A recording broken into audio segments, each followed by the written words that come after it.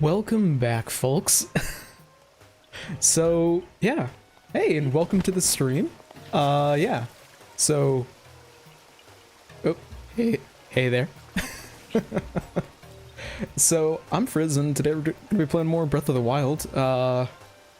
Current goal for the stream, the camel. So yeah. Today's just gonna be a pretty much what I've been doing for the past couple of streams, which is just chilling out while playing some Breath of the Wild. So it's good. I don't know. It's good to stream. But first, before we go, gotta do a little bit of prep, because of course I gotta do prep. Might as well make this as easy as I can.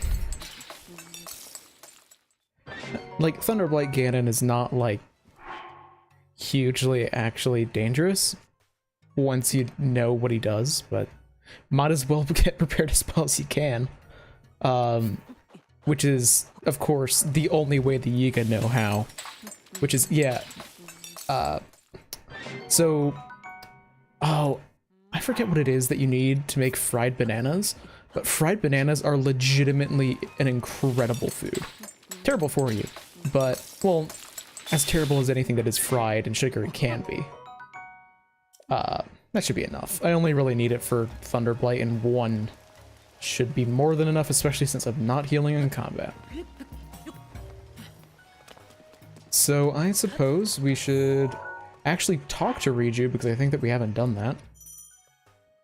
Yeah, no, I forgot that I didn't actually talk to Riju last stream to get back to Thunderhelm. So let's do that first, because I totally don't know where I'm supposed to go. So let's go and talk to Riju then.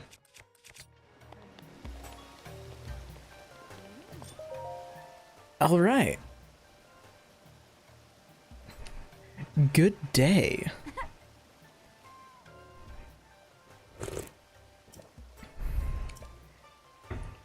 Well, you say I don't need to say a word, but unfortunately that isn't quite how streaming works. So, unfortunately, Riju, I'm going to be talking, but it's entirely an internal commentary in Link's head with the people that are apparently watching him wherever he goes, because Link is completely nuts. And yes, let's throw the small child into danger. Classic fantasy. Because Riju is totally prepared to go and fight the giant,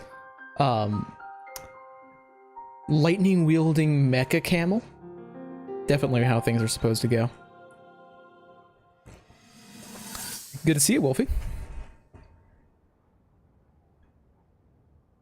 And now, to skip or not to skip? I think this one's pretty short, but... Link? I think this is the third stream in a row that we've talked about how to build Link as a Pathfinder character, and I'm down. I could talk about this for literally hours. I would not argue not a magus. So, spill it, boy. Have the two of you been getting along all right? So, It's okay, I know. Yeah, fighter or thaumaturge. You've got to narrow it down to what particular type of, or not type, which particular Link you're talking about. Like, because there's pretty much, well, some Links are in different games, but in general, there's a different Link for each game. So you got to break it down to, like, are you talking about in general Link as a character, like, archetype? Or are you thinking of, like, Breath of the Wild Link? For Breath of the Wild Link, I would say Flurry Ranger. We're not paying attention to this. Let's skip that. But, so for Breath of the Wild Link, I would go Flurry Ranger, because, yes, let's lie to the small child and say that the helmet looks good. White lies are a integral skill with dealing with children, in my experience. You just go along with what they say. But, so, Yeah, let's go and meet her out at that outpost, get a bunch of bomb arrows, then go and do the... I guess the hardest Divine Beast. It's only because of Thunderblight. The rest of the Divine Beast is pretty simple once you get its layout. But,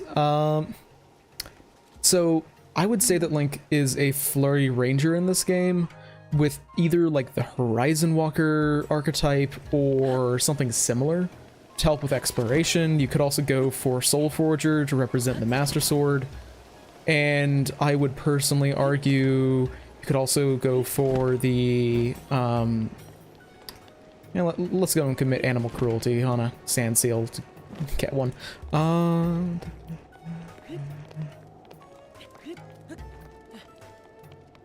Yeah, I have not actually paid much attention to the Pathfinder agent archetype, because I play with a lot of people that play, oh, that's right, I need a shield.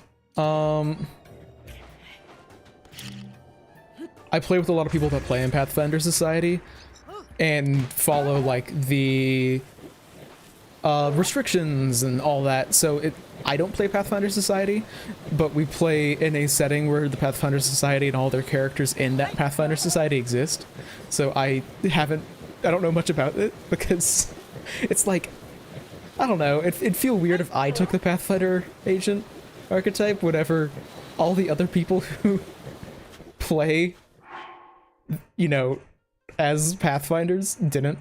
Oh yeah. Heat. But yeah, there's a lot of ways that you could play Link. Also, I'm totally not playing this game with my left hand right now as I pull up the Pathfinder agent archetype. Totally not. That would be impossible. Definitely impossible. Oh, I forgot how big this archetype is. Oh.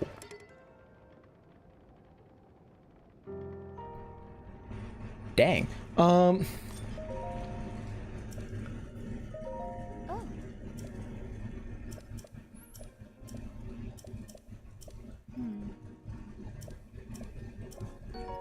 Thank you for the bomb arrows. Good lord, there's a lot in this archetype. For some reason I had it in my head that there was like gonna be like 6 feet, so then I opened it up and I had to scroll on PF2 Easy, and I was like, oh boy.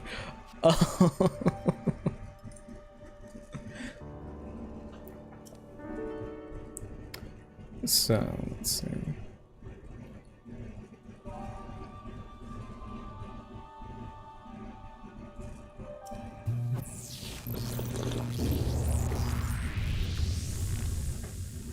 Okay. I mean, the big thing of it's basically oh, it's not clever improviser. That's a human feat. But the big thing is that it's making your proficiency bonus for being untrained equal to your level. That's probably the biggest thing that I saw right off the bat from the dedication, because that's what I had time to read. But it does seem like a really flexible archetype, which, just from literal, first glance, which it would make sense, because it seems like if it is designed for Pathfinder Society play, then it would make sense for it to be super flexible, because in Pathfinder Society play, you don't know. Also, can I just say I hate this little escort part? Or, sorry, no, I hate that it doesn't start you next to the Divine Beast, because it's just annoying. Because, I don't know. With sand seals, or rather, how Riju drives her sand seal, it's just super inconsistent in speed. So you can't really plan around where she's gonna go. So it's just not satisfying. Now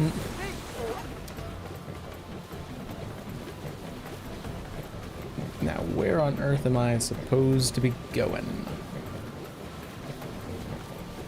Probably towards the lightning strikes. Nope, I was going in the complete wrong direction. Oh yeah, but what I was saying... Oh. I think I'm on the... God damn it, I was on the edge. Ah, that sucks. Okay, where on earth am I supposed to be heading? Oh, hey.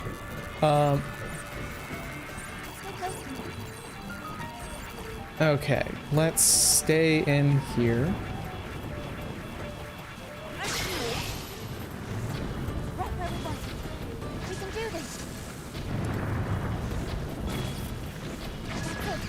So that's two down, I think. Yeah. Okay. I'm trying not to wander off, Riju, but you're not making this easy for me. Okay. And it doesn't matter the actual damage output on the bow that we're using, so...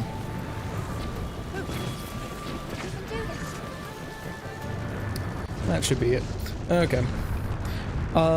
Favorite class? Probably Swashbuckler. First off, because I just love the sheer absurdity of the Swashbuckler. Although I will say that that is specifically mid to high level Swashbuckler. Because at low levels, it can be a little bit difficult because as you level up, you're more likely to get your skills to the point where they're super reliable.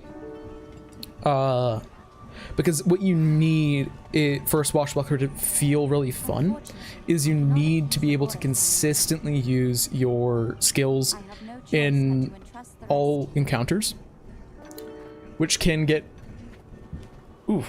pretty difficult whenever it's like, okay, well, I'm fighting someone and they've got, I don't know, I need to roll on a 15 or something to even succeed to get into Panache. Kind of sucks. So to make us... For a Swashbuckler to be really fun, they have to basically be able to enter Panache whenever the hell they want, but once they can get to that point, it is really entertaining. In terms of, like, my favorite class... I should also say, I'm really biased when it comes to the Swashbuckler because I have played one from levels 1 to 20, so I'm biased because it's the class I've played the most. I really, really like the Monk. Like, I love what they've done with the Monk in this game when compared to Pathfinder 1E. Like, I loved Monks in 1E. They're really finicky and hard to, like, get really on par with other martials. So I love what they've done with, also, hello, Urbursa.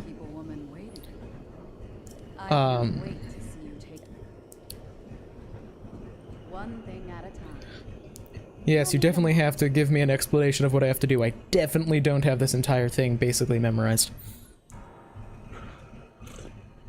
Yeah, but monks are really cool in how they're structured, because monks and fighters in this game feel like the Build-A-Bear characters, or Build-A-Bear classes, where, you know, let's heal up so I don't have to deal with flashing hearts.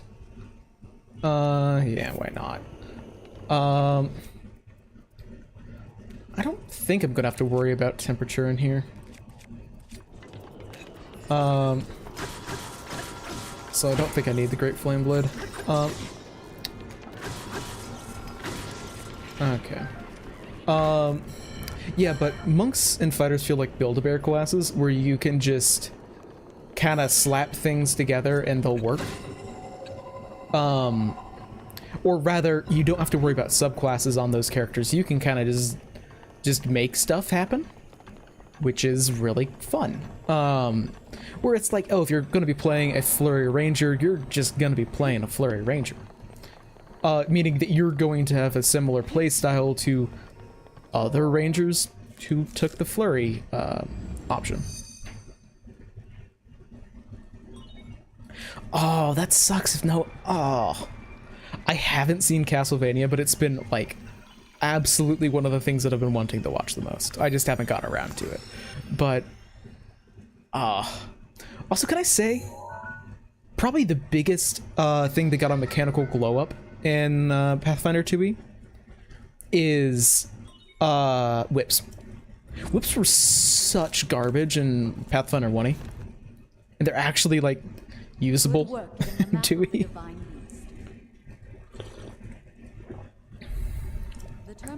Like,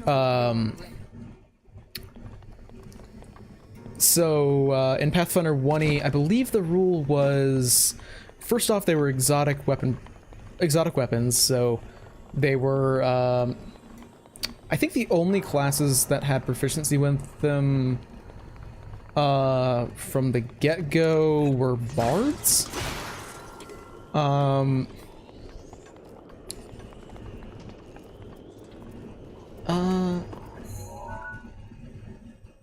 Yeah, okay. Yeah, I think bards were the only class.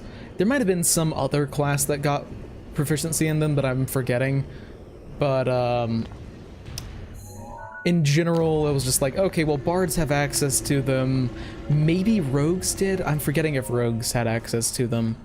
But then the main thing was that you provoked an attack of opportunity for attacking with a whip, even if you had proficiency, and also it did like 1d3 points of damage, and also it you couldn't damage anyone who had, I believe, 1 point of 1 point of armor or 3 points of natural armor.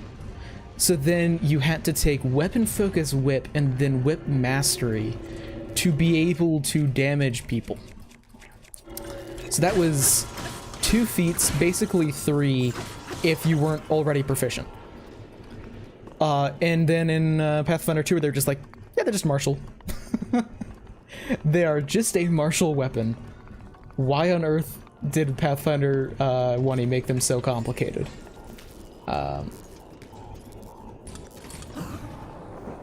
Also, this is why I say that Link should be a Flurry Ranger. This is exclusively my reasoning. I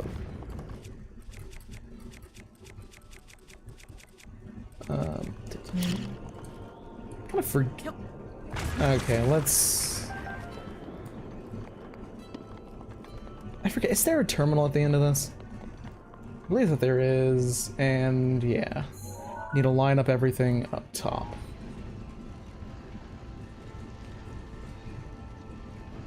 Oh, there were so many stupid, cool, and for the record, I do mean stupid in a positive light here. Stupid ways that you could use Harrow in 1A. Like, yes, whenever I am an Inquisitor and I judge someone, let me draw 2 cards from, I believe it's like a... What is it? It's... How big is the Harrow deck? I should know this. I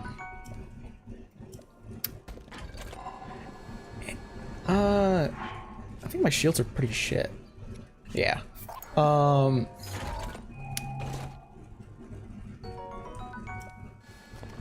But, there was the Inquisitor that whenever they did a judgment, they pulled out a scaling amount of cards from a Harrow deck, and then depending on how those cards matched their judgment, they got additional bonuses. It was really dumb.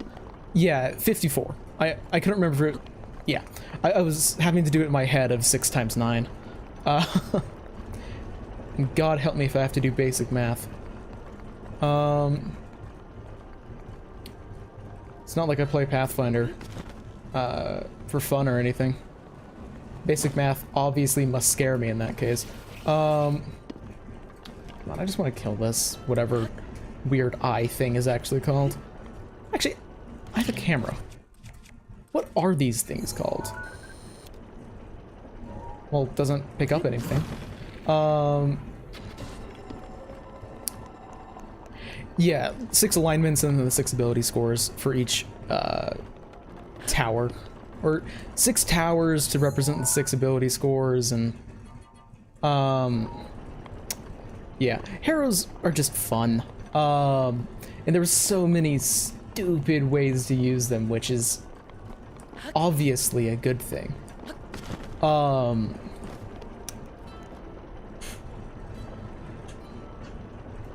what is that archetype? I'm thinking about it.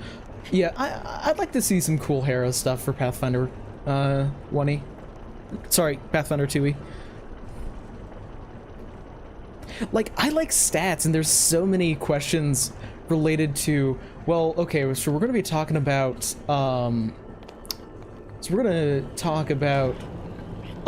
decks of cards. Decks of cards are probably the most common thing to come up in stats.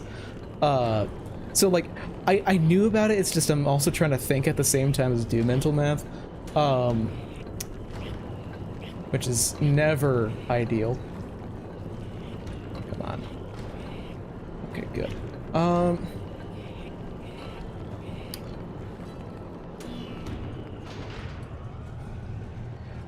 Yeah, heroes are just fun. Although hero cards are infinitely better if your GM is actually confident enough to try and do a hero card reading. Because then that is just like next level immersion. It works especially well actually if you're doing an AP, because then like the GM knows, okay, these rough events are actually gonna happen. There are 3 term. Okay, so let's just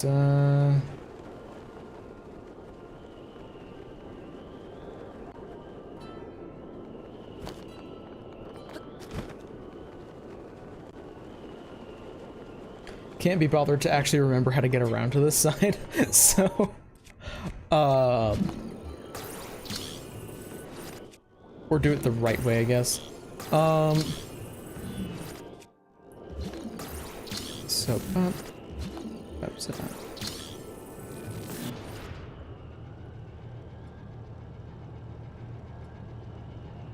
and oh wait, I forgot. Yeah, okay. Now that that's in place, let's rotate this around so then I can actually get up top and actually get into the top floor. I could probably just use Rivali's Gale to skip this entire puzzle, but that would work. I can't aim that high up. Also, I've had way too little arrows this entire playthrough. Like, way too few.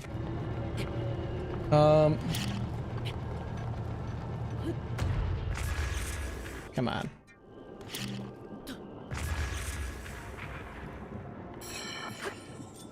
Okay.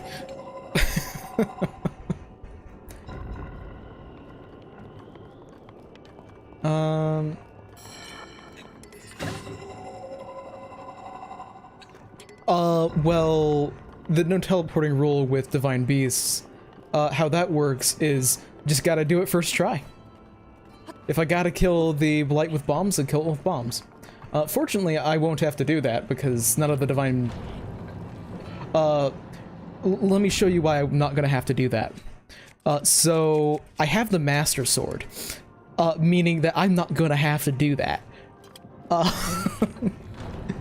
Because, yeah, I glitched in the Master Sword when I had 3 hearts.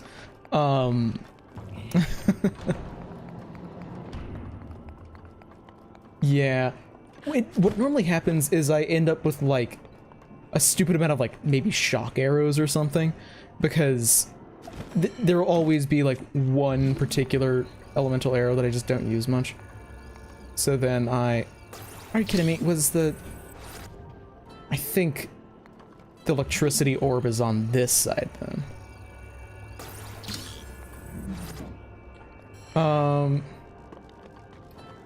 This is my least favorite part of this Divine Beast. Actually, wait, no, now that I think about it, this will be really easy.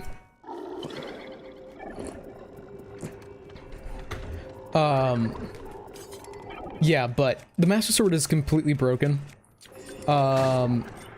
Especially since I also have some attack up food, I'm just gonna be able to slaughter any of the blights. Because I've played this before, so I know how they work. Come on. Oh, that's... Are you kidding me? 2 of them spawned?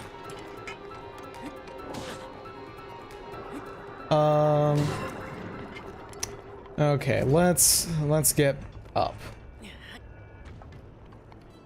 I swear to God, if this leaves before me, damn it.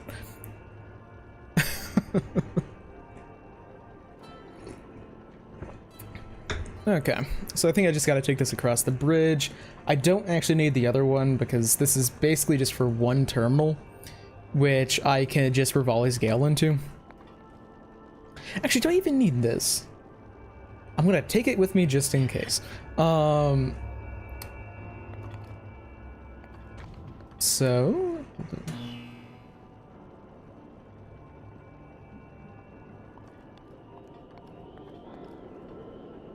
yeah, let's... Well, that's embarrassing.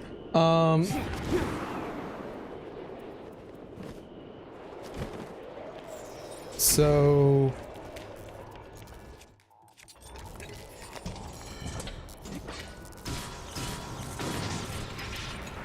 Oh, come on, I wanted that orb up there.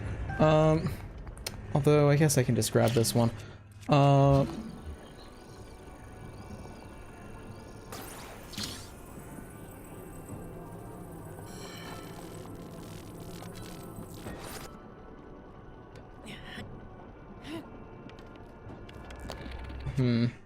Yeah, let's use an ice arrow on this guy. I just hate dealing with the floating heads.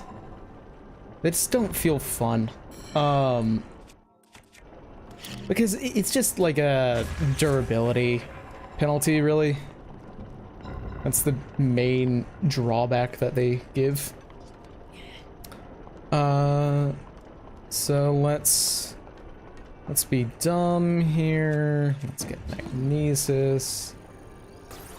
And up you go.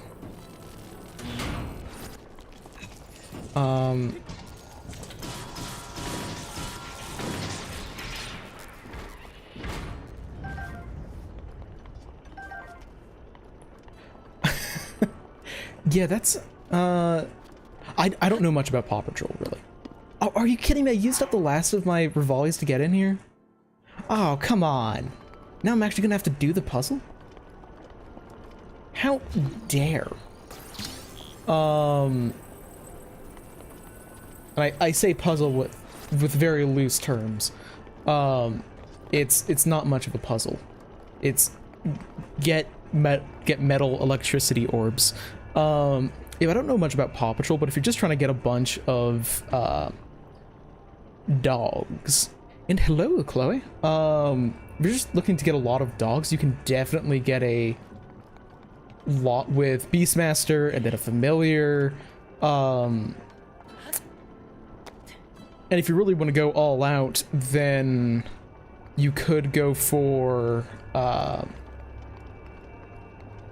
maybe a way to get like polymorph stuff going on, so you can you know, turn into a dog yourself. Get even more going on. I still think my favorite stupid build is a Kitsune that gets a fox familiar and is a summoner that summons a beast, and then they take the feat that makes their Eidolon tiny sized, so you can be in control of 3 different tiny sized foxes.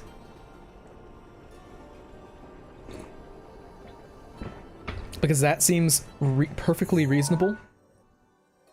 Wait a minute. How did I miss? Wait, did I seriously miss a terminal in here? Oh, Fang Weapon, that's a good point. I didn't think about the Fang Weapon. Yeah, I completely missed this terminal somehow. Don't Don't ask. Just one. So then there's just one more, and it's in the main room.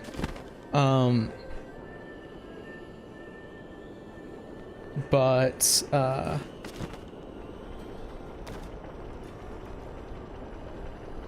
yeah, the one thing, like, I'm not gonna try and sit here and claim that I know a lot about animal companions, because I don't. But I have seen that they don't seem like they scale amazingly well. Well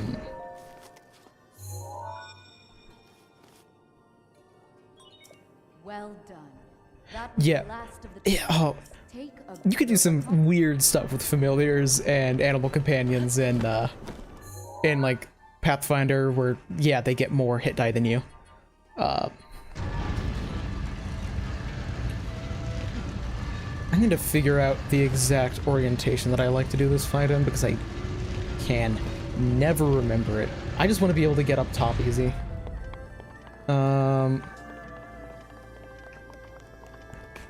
Looks like maybe... So, this one... Maybe 2 over, so I've got a ramp to get up.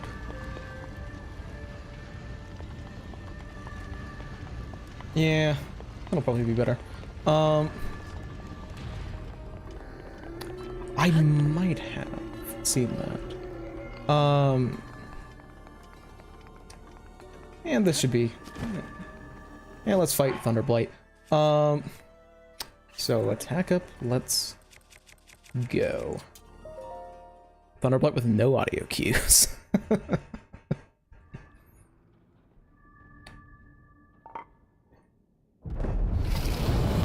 Yeah, I came up with I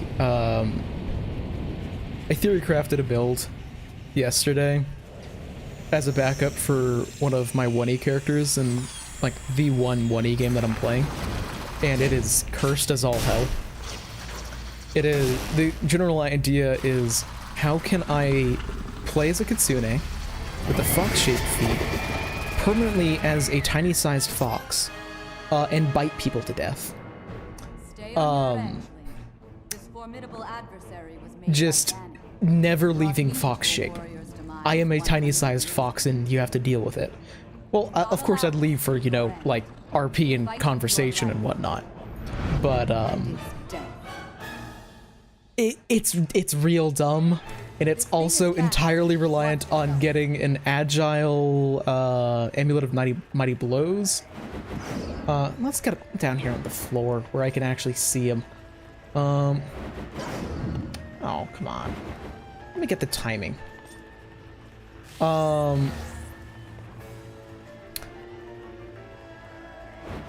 Yeah, the main, like, stupid part about it is that, being tiny-sized, using, I believe it's Beast Shape 2 in Pathfinder 1A gives you a +4 size bonus to dexterity.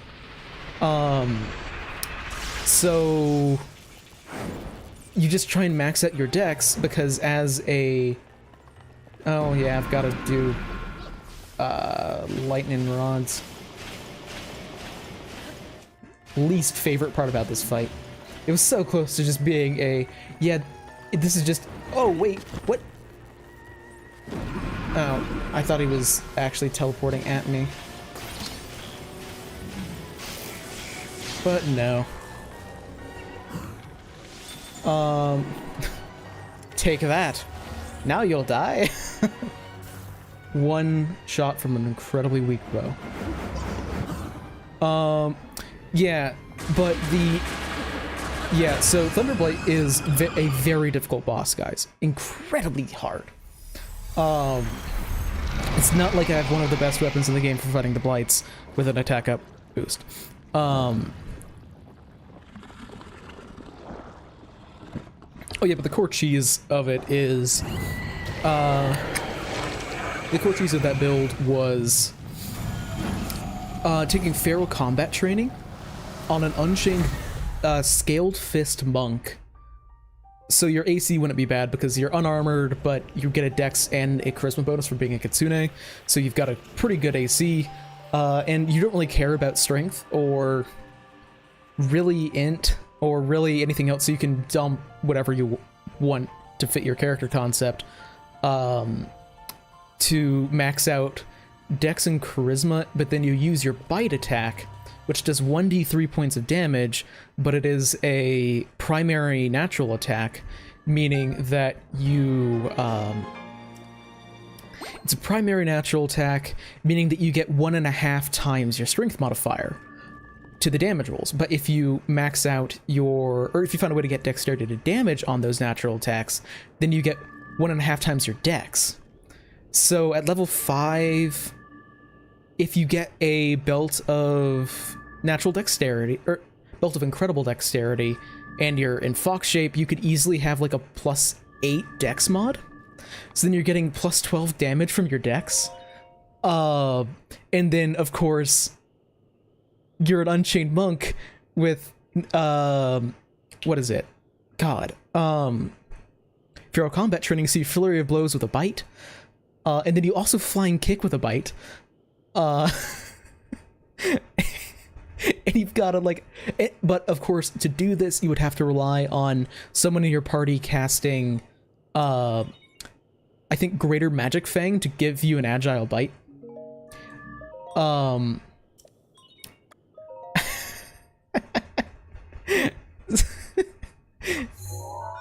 Oh, Pathfinder 1e is not what I would recommend to most people. However, if you like doing really stupid shit, Pathfinder 1e is great. Pathfinder 1e gives you some really stupid stuff, but you have to be fully willing and ready to have the exact same stupid bullshit happen to you.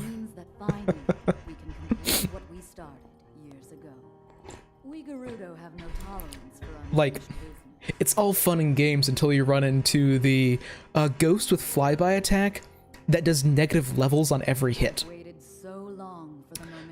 And you can save against those negative levels after 24 hours. Pathfinder 1e is just everything is turned up to 11. Please accept this gift, which has come to be known as Urbosa's Fury. It will no doubt be of use to you. Sometimes they're horrible for balance. Most of the time they're on either end of horrible for balance. Is there a feat to allow your familiar to cast spells? If you're talking about Pathfinder 2e, I think that you can get your familiar to be able to cast a cantrip, I think. I'm not super familiar with all of the familiar abilities. But in Pathfinder 1e, most familiars got the ability to deliver touch spells. So you didn't have to walk up and hit someone with a Cure Light Wounds. You could basically cast Cure Light Wounds into your familiar, then have your cat go over and slap someone and then heal them. And there was a bunch of archetypes you could take for your familiar.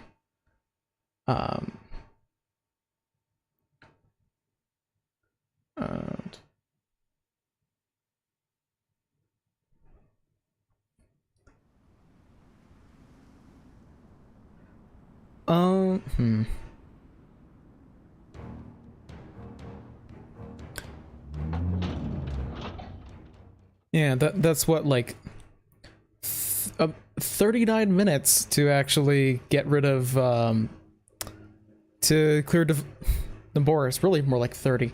But, yeah. Pretty good. Yeah, there's so much touch spell shenaniganry, in 1e. Oh, excuse me, I would like your boots. I will come back here eventually. Also, I just love Link's dialogue options here. Just, like... they're so just to the point. Yes, I definitely don't know where these are. I was wondering if you could align another party member. Oh, well, there are ways to get around having to rely on a party member to cast Agile, or to cast Greater Magic Fang on you. the main way is to basically just main way is to get an agile just amulet of mighty fists, so you can just hit people.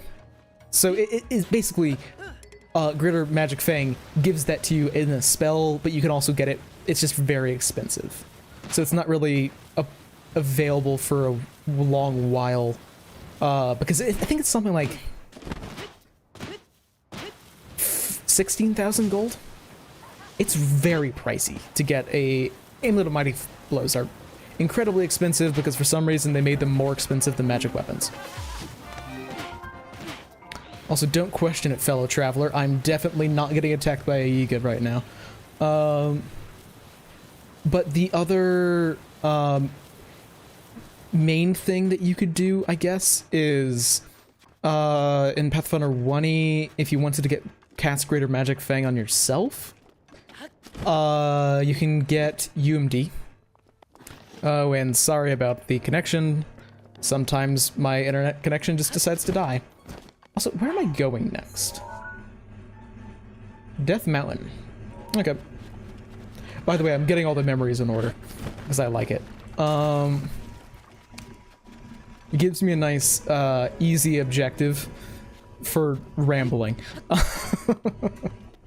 But if you get a good use magic device in Pathfinder 1e, then if you can hit a 20, you can utilize a wand. And Greater Magic Fang is a 3rd level spell, meaning it actually can't have a wand made of it. So you can just buy a decent caster level Greater Magic Fang, so you can just cast it on yourself. Which you want to do, you want to have a decent UMD anyway, so you can get mage armor.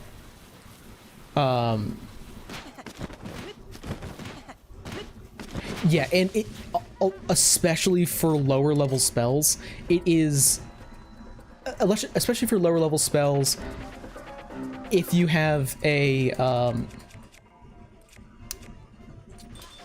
where is this Yiga?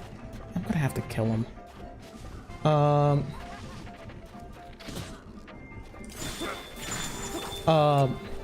Yeah, so the thing about Pathfinder 1e and, like, buff spells is if they're low level, and it's either, okay, I could buy this, or I could either buy this, or I could, have a spellcaster cast this buff spell for me, is a lot of the time, especially if it's like a 10 minutes per caster level or 1 hour per caster level spell, a lot of the time it would just be, if I,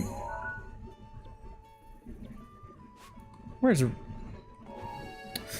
let's just run to Rovagug.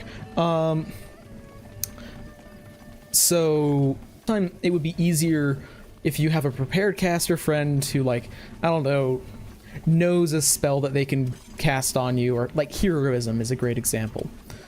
Rather than trying to get something that replicates the effects of heroism, just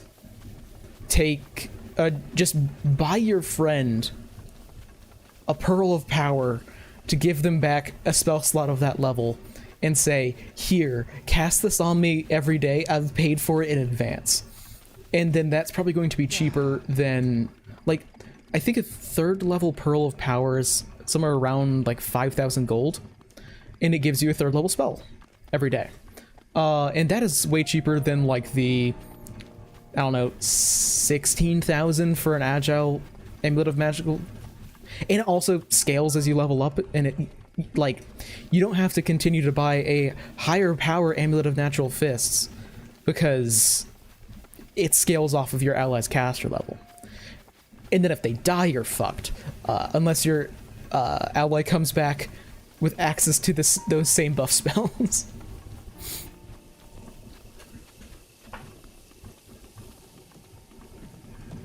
Hey. Hey. That's unfair. Let's see. I'm actually gonna clear it this time, rather than what I did last. Where is... Because I think if you clear this once, it might stay cleared.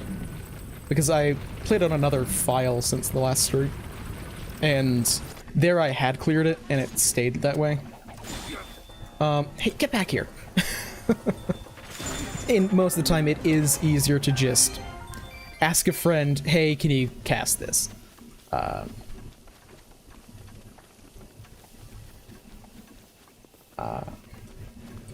am I doing? They teleport to me. Why haven't I been doing that? So let's heal up. I'm actually in, like, possible one-shot range.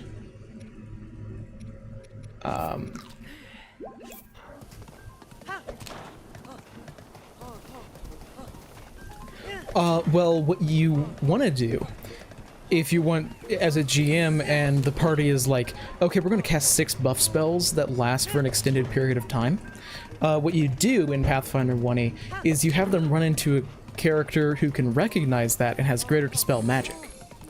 Because greater dispel magic just keeps on going until it fucks up and doesn't dispel something. So it's like, okay, well, they cast greater dispel magic on you, and you're going to, like, okay, that is, well, it'll, like, on this really stupid, monk fox, it would just, okay, it dispels the mage armor, then it dispels the thing that gives you dexterity to damage, and enhancement bonuses to your attack and damage, and you're just screwed.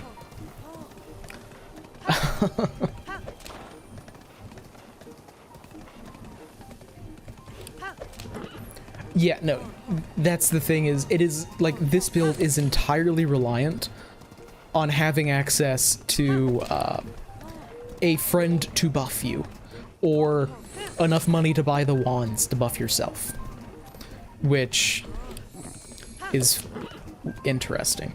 Definitely, there are some slight issues with the build. I guess... I mean, yeah, I guess I could do,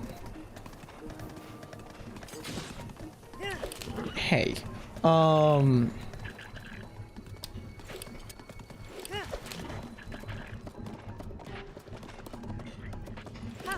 yeah, although getting around DR, wouldn't actually be, it wouldn't be good, but it wouldn't be quite as bad because, what am I trying to say? You're a monk, and your natural attacks count as unarmed strikes, and monks get a lot of ways to get, monks get a few ways to get around DR as they level up. So you can get around magic, I think, 3rd level or 2nd level or something, and then again at level later you get silver and cold iron, and later alignment, and later adamantine. I think that's the order. I've never actually played a Pathfinder 1e monk, but I really want. I have a couple of character concepts.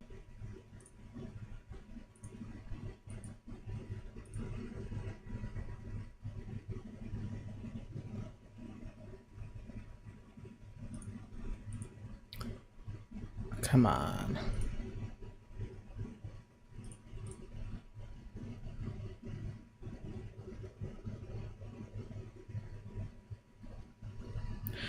Can you hear me? Hopefully this is working.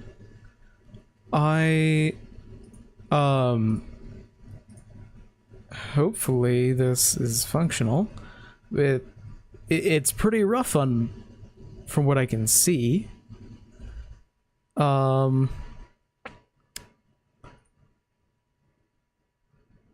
Apparently it's an excellent collection. Okay, so yeah, I'm back. Hopefully it's not that big of a deal. I say, optimistically. So yeah, where was I? Buff stacking. Yeah, there's always a chance that my internet might get a little bit less consistent now because, well, Also, yes, I kept on moving while I was trying to figure things out, and I accidentally went a bit too far down the river. But a lot of people, because I live in a college town, so a lot of people moved in the past week. So there's always a chance that things are just going to be a little bit slower because there's more, like, the population of the town doubled. But hopefully it'll be fine. No chance that anything goes wrong. But yeah, buff stacking is crazy. I just realized what felt so wrong currently. I don't have music on. Yeah, no, like, it's a fairly small town, but the university, I think, doubles the size. Or at least half of the people who live here are students. It's crazy.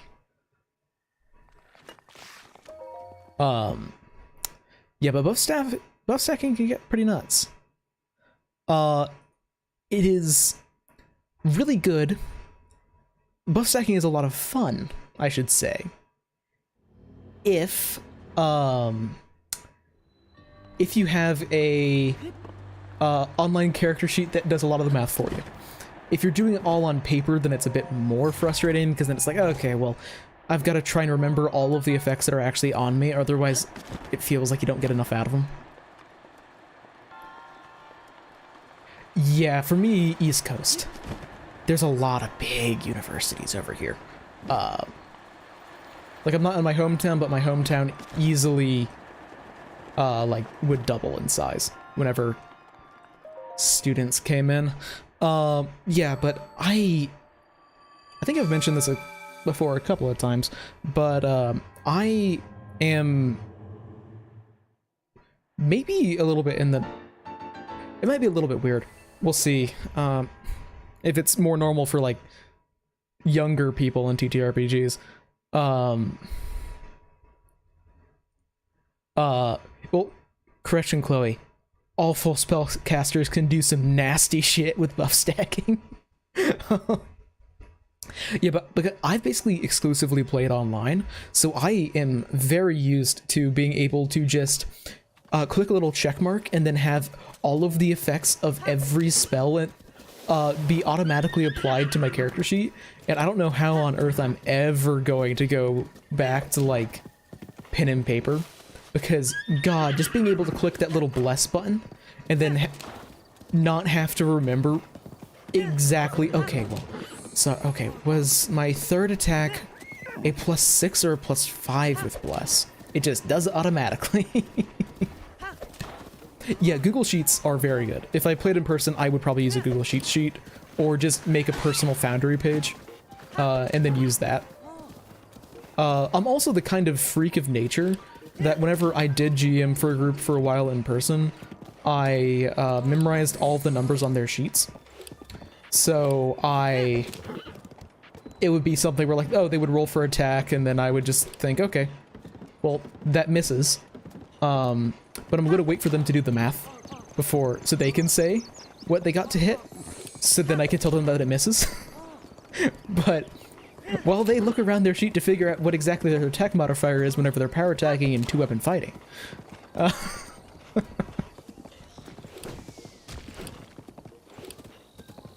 Yeah. Documentation is very, very important in Pathfinder 1e especially. There's a lot less, like, big-ass buffs like that in 2e, but even then, it's really nice. Oh, yeah. Prepared casters are, in general, just stupid, but people who... The Divine List generally just has better long-term buffs like that. Like, if you have access to Heroism, or Barkskin, or, God help everything in your game if your GM allows you to take Iron Skin. If you think that Barkskin is good in 1e, check out Iron Skin. The reason why Iron Skin is so good is it stacks with amulets and natural armor. It's real dumb. And if you're talking about one of the stupidest builds that I would love to play. It's so dumb. It's the Lucky Bastard. Oh, I think money in person is fine, but having a calculator on hand, especially a calculator integrated into a character sheet, makes things a lot easier. Because one, he just has a lot of little math that is very easy to think it all be done automatically, really helps things out.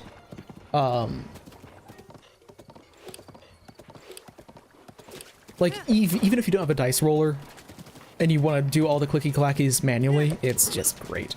To be able to look at a sheet and say, oh, okay, that's my attack modifier right now. Ah, fuck.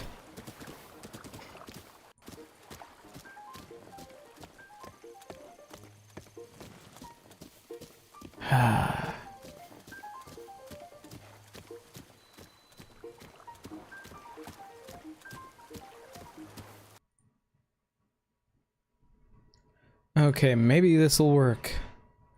Hopefully it will. Hopefully?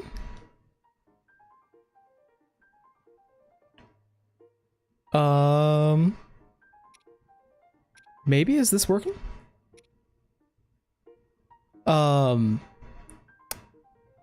Looks like it's working.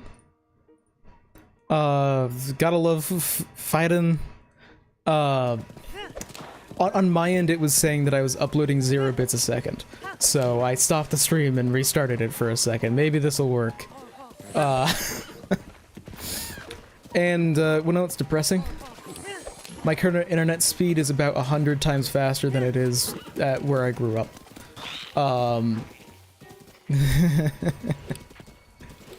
Yeah. Gotta love living out in the middle of the woods. Yeah. With a copper cable that is probably older than me, being the only connection to our entire neighborhood.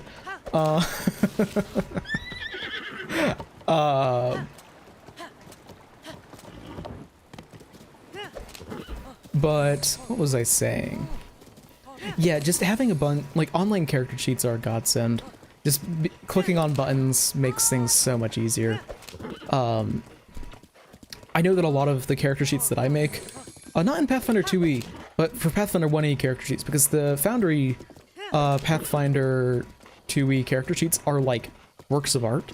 Like, I am legitimately impressed.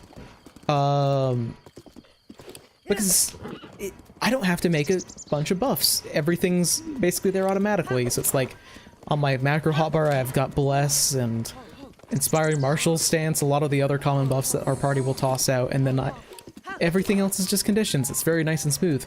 And then my Pathfinder 1e character sheet will have, okay, so I've made 16 buffs that are consistently applied by the party, that I can apply as I see fit. And I don't blame the people who make, like, Foundry or Roll20 integration for Pathfinder 1st Edition, because there's so much random bullshit that it's perfectly understandable they don't have it automatically built in to be applied.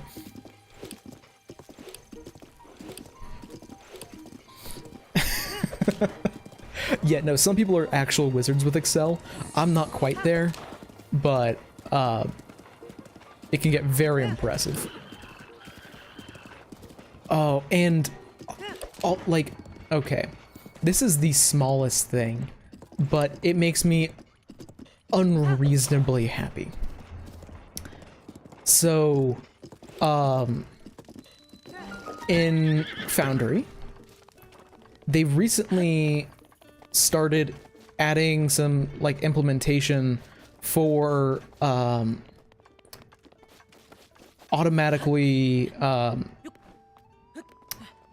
they added implementation for auras. So, for example, if you have the martial dedication, you have a marshal's aura for people, for allies that are within, I believe, 10 feet, where they get a +1 bonus on saving throws against fear. In like a recent Pathfinder 2e update for Foundry, I cannot talk. that is now done automatically. So as you move your token around the map, it'll automatically apply that to allied tokens. And oh my god, that is the most satisfying thing you can imagine. Moving around your map and then automatically applying those is so good. The only thing it needs is for that to apply the other martial auras, so like Inspiring Martial or Dread Martial, because as it is right now, those don't automatically get applied. So I'd like for there to be like an Inspiring Martial aura effect that you can put on your token that then changes the actual impact of your Martial's aura so it automatically gets applied. Because I'm gonna be real with you, until they added this effect that automatically applies Martial's aura, I have never once seen a player actually ask, hey, is this saving throw against a fear effect because I'm within 10 feet of X character with Martial's aura? Everybody forgets it even exists. People remember Inspiring Martial or Dread Martial, but they don't remember the basic Martial's aura until it automatically gets applied on their token and is bright purple. The other thing that Foundry would be really nice for Foundry to be able to do is to add let's buy some elixirs. Yes, I am going to be going up onto Death Mountain clad like this. Why do you ask? Yeah, let's just get 3. And apparently bitrate is down, but it's not that bad now, so thank God. It is pretty glitchy, yeah.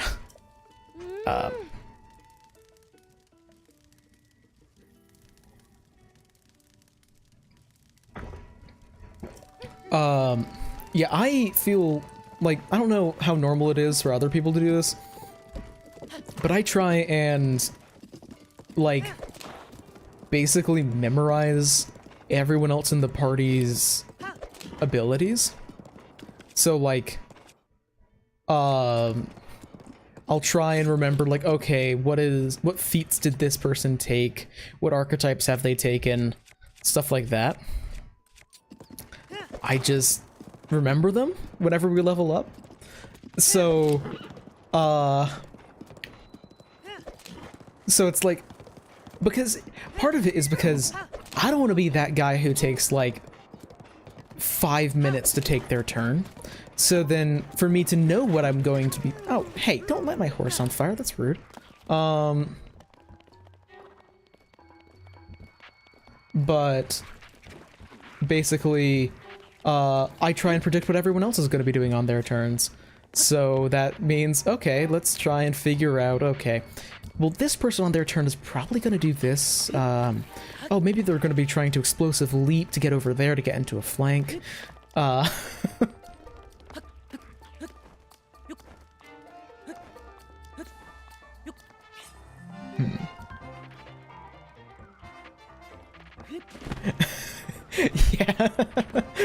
Like, reminding people about class features is okay so long as it's a gentle reminder. Admittedly, for like for most of the last games that I've been playing with people who are like, yeah, I've been playing Pathfinder for 6 years. So they generally know their characters pretty well. But a lot of the time, in actually both of the 2e parties that I'm in currently, everyone does their stuff more often on other people's turns. Like, it is an incredibly reaction-focused party. Or parties. And actually both of them are based around, one of them is because we have 2 people with champion reactions, and then a rogue who has opportune backstab. So it's like, okay, you're gonna hit someone, well, I'm gonna give that person damage reduction, then I'm gonna hit them, and then the rogue is gonna attack them because you attacked. It's a whole mess, and it's beautiful. And then the other party is basically the same thing, except that I'm playing a Swashbuckler who grapples people and trips them and then has attack of opportunity. So then it's a lot of, hey, are you planning on using X reaction here? Because it just triggered. Trying to remember exactly where this memory is. This is one that I can never, like, remember the exact location of. And maybe I should actually, like, switch into climbing gear. While I'm climbing the mountain.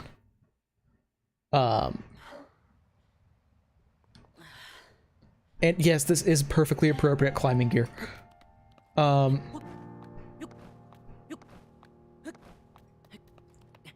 am I doing this? Sorry, I guess I should say, why am I doing this like this? Let's get out of the fire zone. I'm out of the fire zone. Yeah, I know it's on, like, basically what I can never remember is exactly which little, like, rock spire it's on. I know it's next to a Korok Leaf puzzle, but it's like, it's on one of these big spires. I have Rivali Scale, what am I doing? So, I should be able to recognize it whenever I see it. Oh, I think this is it right here. But it's like, oh, is it on this rock spire or the one over, or... And... Hey, I'd like to not be on fire, thank you very much. I should probably be picking fireproof blizzards up so it's easier to get the armor. Because I don't have the money for that. Yeah, like this doesn't have it. Oh, it's definitely more over because I gotta be able to see the woodland tower.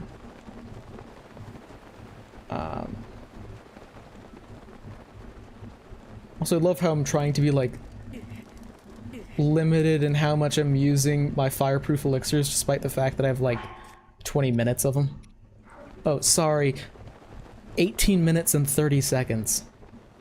No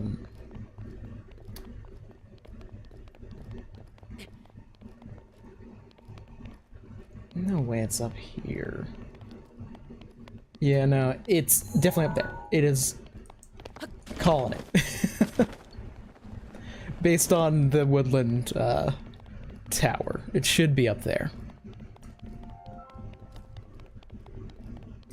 I forget, after this... Okay. Over there... Okay. So a couple until I get to go into... not until I get. Until I am choosing to go into Hyrule Castle. Which, God, going into Hyrule Castle with a bunch of champion abilities is just a power trip. Because also, in case you weren't aware, I didn't know this for a while. Champion abilities recharge faster in Hyrule Castle. And it stacks with the plus versions that you get in the DLC.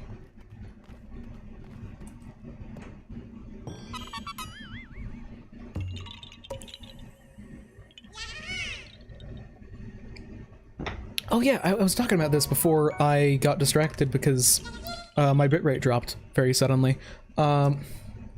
So another build in Pathfinder 1E that is just stupid as all hell and relies on a bunch of buffs is a character based around a bunch of luck stuff. I'm double checking one part of this build that I haven't actually like double checked until now, so I'm gonna make a fool out of myself live. But it's all about luck and the fortune favored trait. That cut doesn't look too bad, because I believe luck bonuses in Pathfinder 1E. Also, can I just say, Link is weaker now because, good God, he killed like 3 Lionels in this cutscene. It seems that not only is the frequency of these types of attacks on the rise, I am checking something. Is intensifying as well. I fear that this is an omen which portends the return of Calamity Ganon. And if that's the case, I'm ready to expect the worst. We'll need to make preparations as soon as possible. Okay. So I guess that wouldn't necessarily work. Okay. So yeah, so the stupid build that is all based around luck takes the God, can't speak. The Fates Favored feat, or not feat, trait, which Fates Favored is a trait that you can get where, well, of course they got nerfed. They haven't gotten any maintenance in 100 years. Yeah, but Fates Favored, whenever you get a luck bonus, you increase the magnitude of the luck bonus by 1. And the fun part is that luck bonuses in Pathfinder 1e are one of the only types of bonuses that stacks with itself. So normally, if you got like a +1 enhancement bonus to attack rolls and then a +2 enhancement bonus to attack rolls from a different source, you would only get the higher of the two bonuses. Luck bonuses, you would get both. The +1 and the +2 would stack to give you a +3 luck bonus on attack rolls. Because there's no limit on how lucky you can be. Same way that, like, dodge bonuses stack. Yeah, dodge bonuses are tasty. Oh, huh.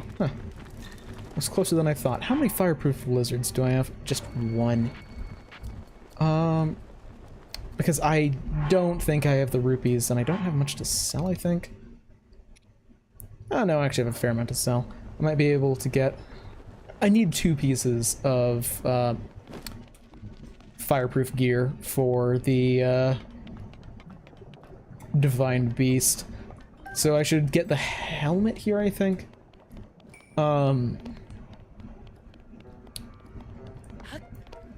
Yeah, you can get a stupid amount of dodge bonuses to AC, mainly from like fighting defensively in the feed and crane style and lots of stuff.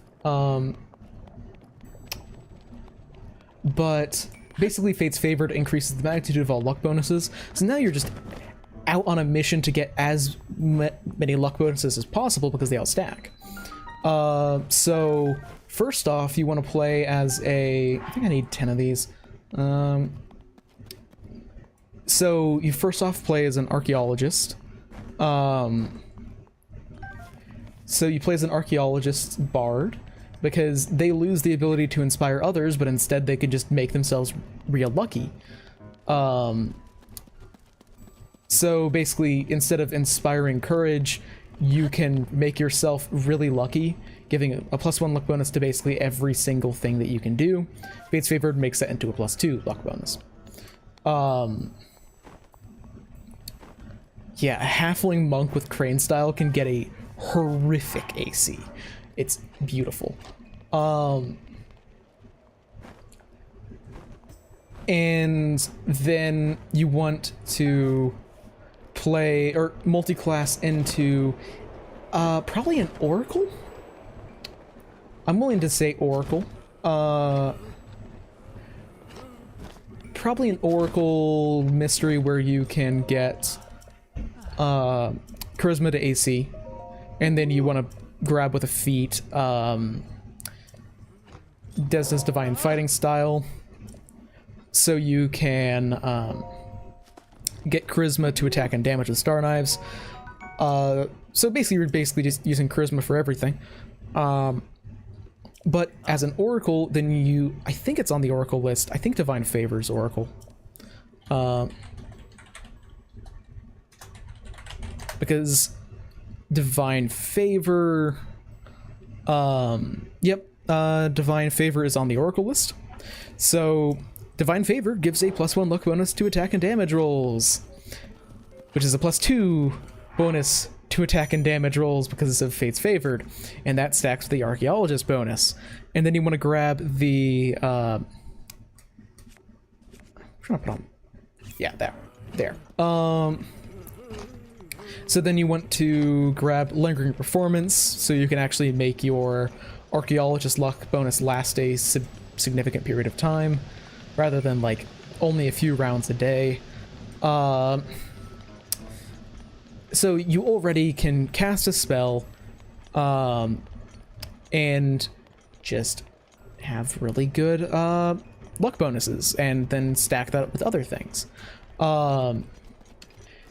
but there's a lot of items that give luck bonuses, if you weren't aware.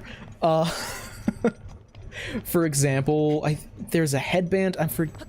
It might be a headband of endless fortune. It gives a luck bonus on all saving throws. You can also play as a half-orc with Sacred Tattoo, which gives you a luck bonus on all saving throws. Then there's a luck stone, which I think gives you another +1 luck bonus on all saves. And then there's a luck blade, which I think, I forget what the luck blade, where the luck bonus, what it gives to. I'm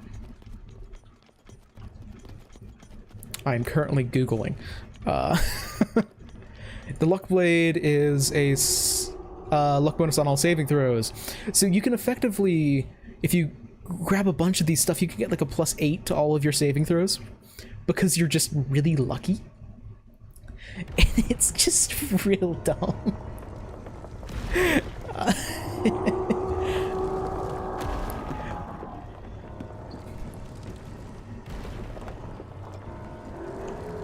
Like, it's perfect for the, like, I don't know how I'm alive anymore. Like, oh yeah, I genuinely don't know how I survived to level 7. I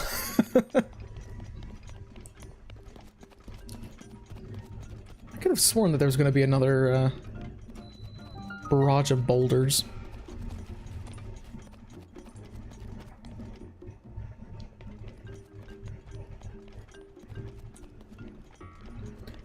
The other class Oracle is great for make no sense. Are you talking about the whole thing where you can play yeah, no fatigue rage cycle.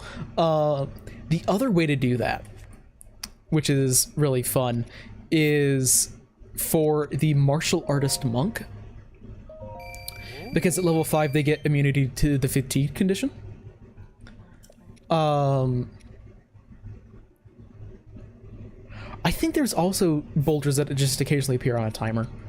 I don't know if I've gotten hit by them in Goron City. Okay, let's get these pants because they've got to be the cheapest, right? Nope. Yeah, that's way too pricey. A martial artist monk is really cool. Unfortunately, it is a chained monk archetype. So unfortunately, it's just bad. Which is why I may have talked to the GM for the homebrew game that I'm in, or not homebrew, 1E game that I'm in for. My backup character is totally a martial artist, Unchained Monk. Which will be fun.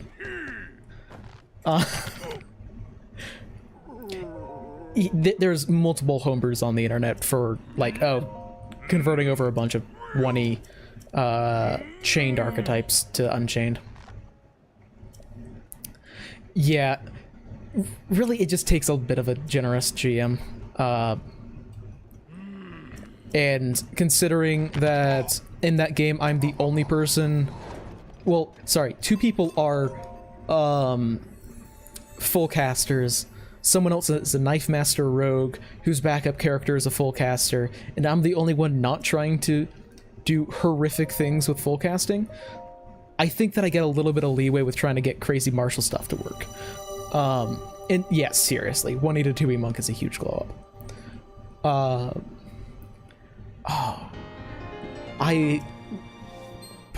I'm not gonna lie. Part of the reason why I want to play a an Unchained martial artist is because, one, you basically get DR against ability damage, which is so stupid.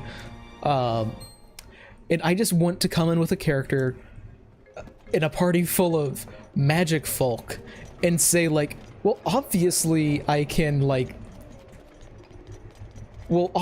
can sprint, like, take the run action for hours at a time. I work out. Do you guys not work out? where it's, all of their abilities just come from the fact that they work out a lot, and then they only started working out more whenever they got immune to fatigue, because what happens if you take a muscle nut and then made them immune to fatigue? And they absolutely would be taking, or their deity would totally be Kyrgyz.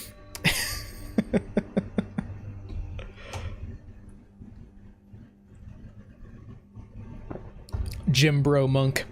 Yeah,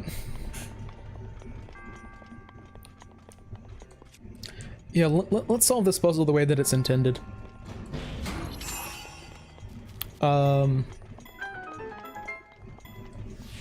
Hey. Yeah, there's some little guardians around here. Let's just do this the easy way. Oh, that was... Why? Oh. I don't know why I thought that you had to burn that down. I'm not paying, like, remotely any attention to what's going on, apparently. Oh, it's this shrine, okay.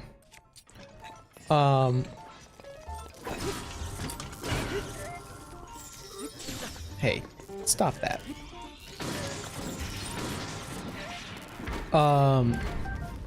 Yeah, well, the thing in 1E is the specific run action allowed you to move quadruple your speed or 3 times your speed if you're in heavy armor, or think under a heavy load, and you're flat-footed while you do so, but you can only run for an amount of consecutive rounds equal to your constitution score, and afterwards you become fatigued. If you take the run feat, then you can run 5 times your speed or 4 times in heavy armor. So if you're immune to fatigue, you can take the run action indefinitely.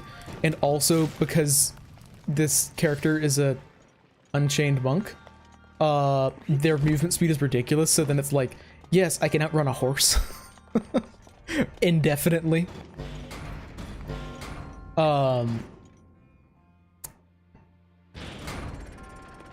Yeah, the run action was just nice in 1E whenever you were actually on a map that was large enough where it mattered.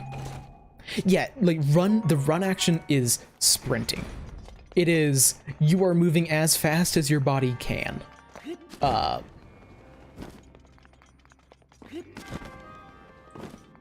what's in here? Arrows?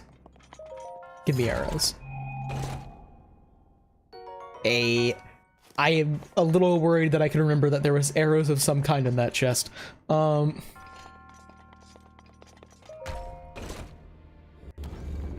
Yeah. Oh, I am so ready for whenever my current character dies, because I'm gonna be real with you. This character's already had way too many near-death experiences. What am I doing? Exact same solution as before. This character's already had an insane amount of near-death experiences, and they are also, like, overprotective to their doom, kind of, with their friends. So they're gonna die, because our rogue in the party has, like, 26 health at level 5, because we've been rolling for health, and he hasn't done well. So I'm totally expecting my Kineticist to die, because I've literally jumped down into a 30-foot pit to heal someone before. Like, they're gonna die at some point. So I'm totally ready to come back with this character who's like, oh yeah, they're in pretty good shape, and then I'm gonna invite someone to go on a morning run, and then not let them know that I am immune to fatigue. And it's like, yeah, a normal morning run, right? Yeah. So like, full speed sprint around the city 6 times. Good 30-minute warm up.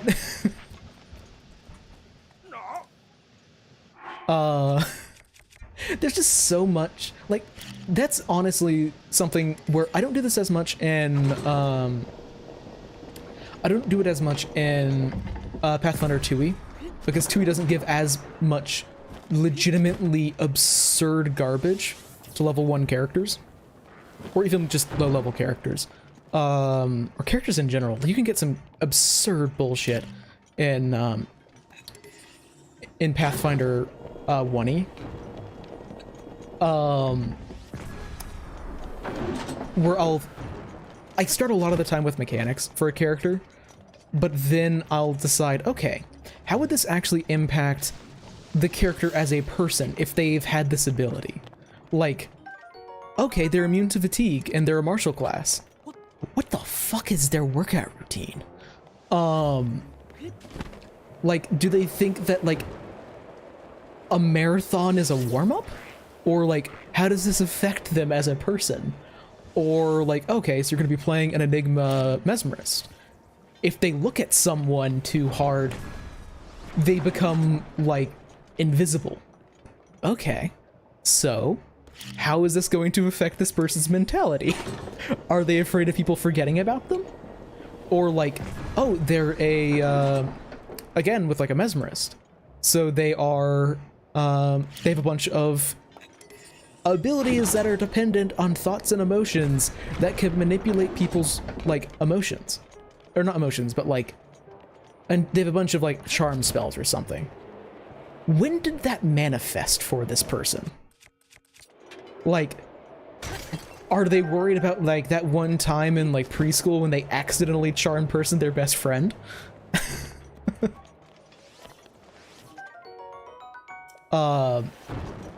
So now they're like, I don't mean to do a lot of this stuff, but it's like an emotional reaction.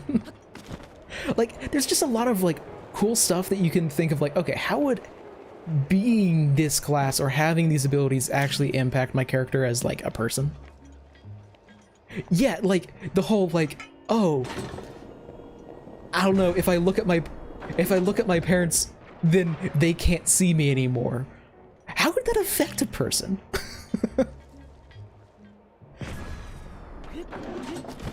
Like, if you give a toddler invisibility at will, pretty much, or single target invisibility at will, how is that gonna affect how they grow up? Like, are they gonna walk in and, like, greet the party with a bell on their collar because their mom always wanted to know where they were?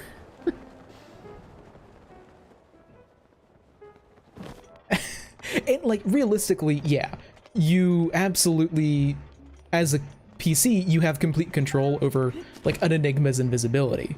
So, realistically, no, it shouldn't be triggering involuntarily. But I just love the idea of saying, oh no, that's bullshit, I want to give my character a huge flaw. If they look at someone for too long, they turn invisible.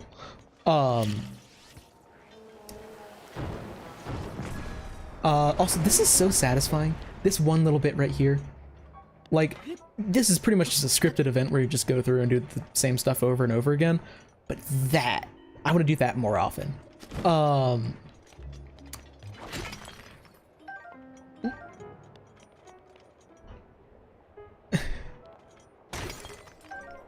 Because, like, oh, it'd be like, oh yeah, like, introduce a character and say, like, oh yeah, they aren't looking at, like, explicitly they're avoiding any and all eye contact, and just see what people's reactions to that are, and then just have your character refuse to explain it. There's so much, like, or like, how does being a shifter who can, like, grow claws at any time, how do they use those claws for completely mundane and non-combat means? Like, if they have to, I know that this isn't necessarily a thing because it's Fantasyland, but, like, does your Slayer grow claws to crack open a beer? Like, just coming up with all of the, like, kind of societal and non-combat applications of Pathfinder abilities is where I often come up with a lot of the, like, actual personality behind my character. Just come up with, like, what weird shit do they do? It's just fun.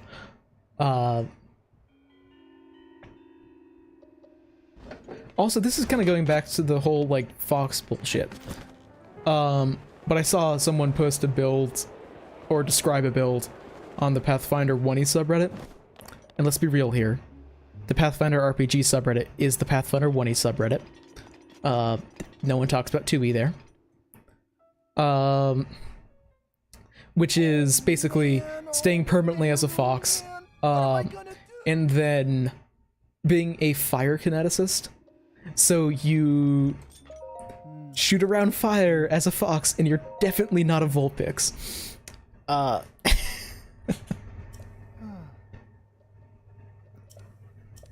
Also, if we're talking about... I don't know why there's so many weird Kitsune builds. But there's a lot of weird Kitsune builds in 1e. And there is one Kitsune build that I am never going to be able to figure out how to make a character that fits this build. Because it is so hyper-specific when it comes to what kind of backstory you've got to have.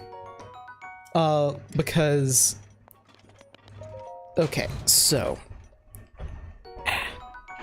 It's based around, I think it's the Nine-Tailed Scion Kitsune trait. Which means whenever you get a bonus feat from any source... whenever you get a bonus feat where you have a choice. So this doesn't work for getting Stunning Fist as a bonus feat because you are a monk. But it does for fighter bonus feats or monk general bonus feats. Whenever you get one of those bonus feats, you can pick the magical tail feat. So you get more tails and more spell-like abilities as a Kitsune.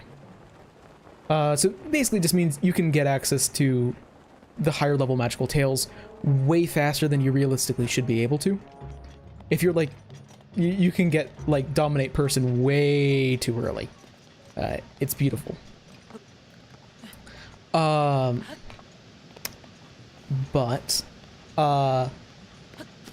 So basically, you can get a lot of tails. You can get up to a maximum of 9 tails if you take Magical Tail 9 times.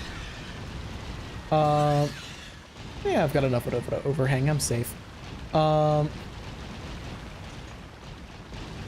really want the bird meat. Give it to me. So I don't want to question how that bird had 3 thighs. So the core of this build is stupid. So what it is you have to take a feat to count as a human. There is a specific feat for, I believe it's Kitsune, or it might just be shapeshifters in general, where you count as a human. So you can take human feats. So then you take a human feat that allows for you to count as a different race. So you pick Ratfolk or Yosoki. Now that you have access to that, you now have access to the Ratfolk item, a tail blade, which you can strap to a tail, and then you get a tail natural attack. It hardly does any damage. However, because you are in fact actually a Kitsune and not a Ratfolk, you can have access to more tails than a Ratfolk would have access to. So you can put on 9 tail blades eventually and have 9 different tail attacks instead of just 1. So then you just need to find a way to apply additional effects on your attacks. So rather than having doing like 1d3 plus half your strength modifier because they were a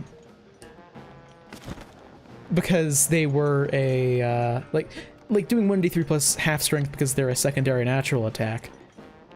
I don't know, maybe you want to try and do this on a fighter or something and then pick natural attacks as your weapon group or something. Or you also want to take multi-attacks, so you don't take as much of a penalty on your other attacks. It's so stupid. And if there's, like, technically you could try and fit this onto a Unchained Rogue, so you can try and get sneak attacks. Oh, Barbarian would also be really good. But like, can you imagine an Unchained Rogue? Now, of course, what you have to keep in mind whenever you're selecting a class for this God forbidden, like, cursed build is you've got to ask yourself, how quickly do you want this online? Like, how many tails do you want, and how fast do you want to get those tails? Because with Nine-Tailed Scion, the more bonus feats you can get access to, the better. So Fighter can get this really quickly because they get, like, twice the amount of feats as everyone else, so they can pick this up way faster. Which is also nice because you need, like, 2 feats to even start making tail attacks.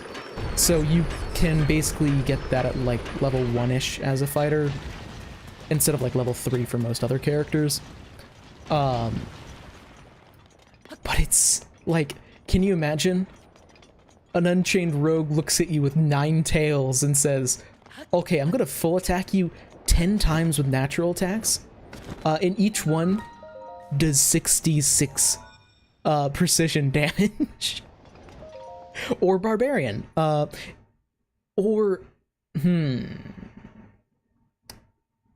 Is there any way to count natural attacks as one-handed or light or one-handed piercing or slashing weapons for a Swashbuckler?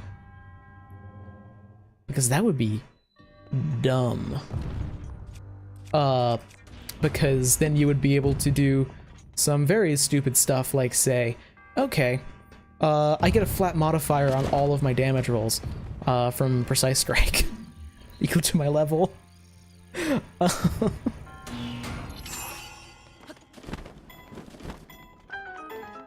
I'm mainly thinking if there is a, like, is there an archetype for natural weapons on a Swashbuckler? I don't think that there is. I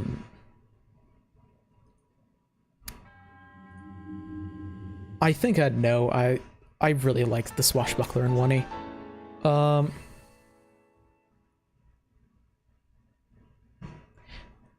Yeah, it doesn't look like there is.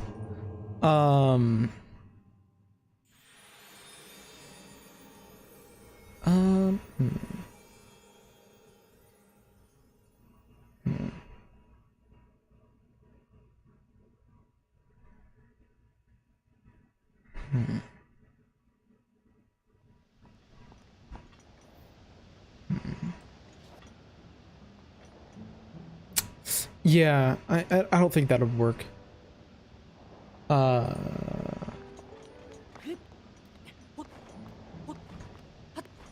It's for Swashbuckler, and I think that it specifies light one-handed piercing or slashing weapon.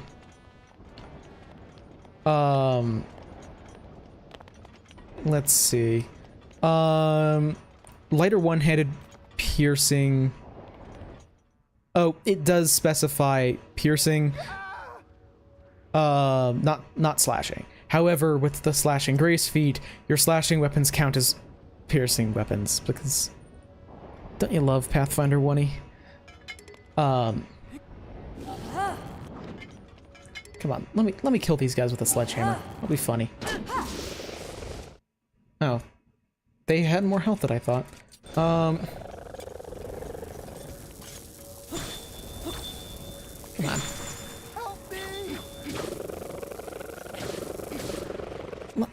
Let's just stop doing this the stupid way.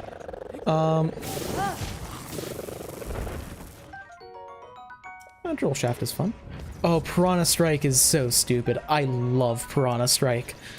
I might have mentioned this before, but the Flying Blade is so stupid. Stacking Piranha Strike and then hitting someone. Oh, okay. It is actually hilarious playing a Swashbuckler in 1E, like especially as like a Piranha Strike Swashbuckler, because then it's like, okay, I'm gonna hit you with a dagger. It does 1d4 plus 27 damage.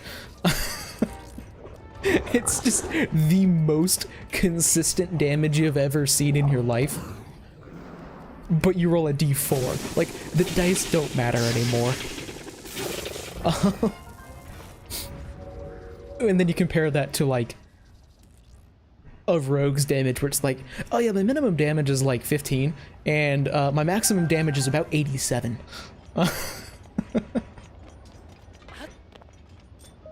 Yeah, I love both versions of the Swashbuckler. Although I will stand by this and say that I legitimately believe that the Gunslinger and Swashbuckler and Pathfinder 1, like Pathfinder 1e, have by far the best, like, meta currency. Or not, it's not a meta currency, but just like a point-based system. It's by far, like, if you compare grit or panache to key points or arcane pool points, I pretty much think that that grit or panache are better in every single possible way, because it's like, okay, you've got a small amount, probably, and that number fluctuates. It goes up and it goes down dependent on your actions. So for key, it's like, okay, I guess I can spend one on to get an additional attack on this full attack action. Whereas for Swashbucklers, it's like, okay, do I want to spend an additional key point here? Or not key point, panache point, to get an additional attack? Or not to get to do an additional point of, like, to do more damage on this attack. So then maybe I can take this guy down so I get it back. It's a much more dynamic system, and it's just so much better.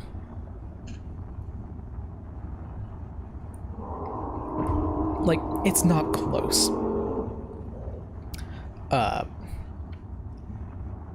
Like, I think that if they ever do bring something like that back into Pathfinder 1e, or into Pathfinder 2e, they need to do it like that, where it's, you get it back on crits. It's just such a better system. And they're never going to bring it back because they don't like tracking stuff like that anymore when they got focus points. But, can you imagine a class that got focus points back on a crit? That would actually be a really interesting idea.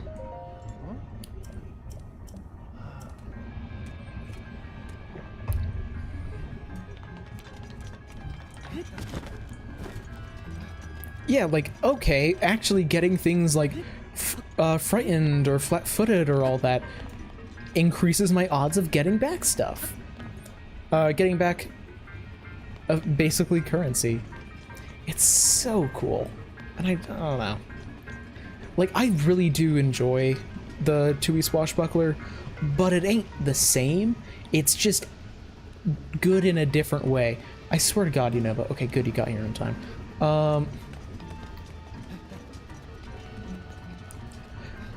I would love to see a pure martial that is focused, like, a ton on using focus points in a way that, not to cast spells, but like, okay, big hit time. I can only do this once a combat because I only have one focus point. But if you thought power attack was good,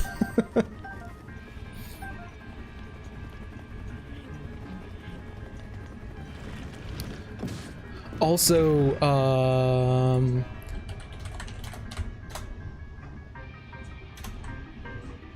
I think that they nerfed cut from the air, or they might have, let's see,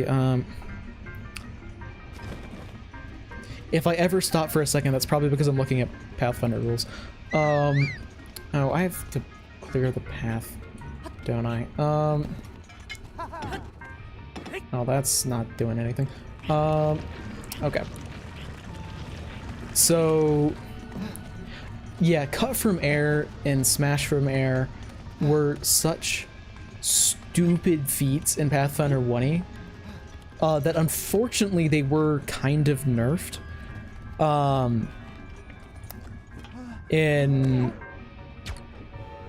I mean, it's still really good. Don't get me wrong. They're very cool feats in 1E, or in 2E, because it's like, oh, as a reaction, I want to cut this projectile out from the air and I get a +4 bonus to my AC. Okay, that's cool. And then Smash from Air lets you do it to spells. Okay, cool. But, and I thought of this because of Chloe's point on suplexing a building. Because Smash from Air in 1E said you can do this to any projectile. So okay, I'm going to make an attack roll against the enemy's attack roll against me. So it's like, okay, ballistable? Yeah, let me cut that out of the air. It's just, I don't know. I loved those feats in 1E, and not as big of a fan of them in 2E. Also, combat reflexes is hilarious in 1E. If you can, like, really start getting to a stupid level of dexterity, and you're like, okay, that is my first attack of opportunity out of 9.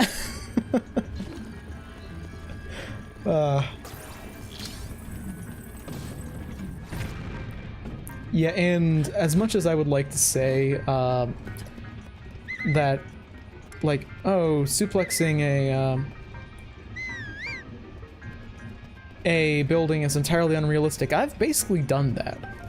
I have 100% grappled gargantuan creatures. Once you get to a high enough level, that is entirely feasible for a 2A character. However, you have to be really high level.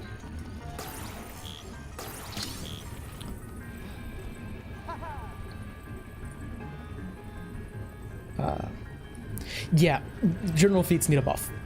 Or, it's not that general feats need a buff in power. It's general feat, or they need a buff in, like, interest. Because everyone takes, like, the same couple of ones, because it's like, oh, do you want 1 more health level? Would you like 5 feet more of speed? Like, this is never going to happen. But can you imagine if they said, okay, once you take fleet, you unlock greater fleet. This increases your land speed by, like, 10. This stacks with fleet. Or,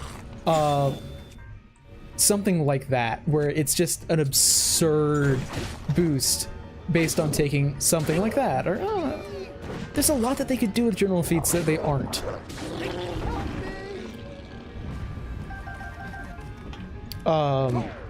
Also, the best part about playing a high-level grappler is if you take the wrestler archetype, the sheer panic in people's faces whenever you grapple an outsider that has freedom of movement as a constant ability.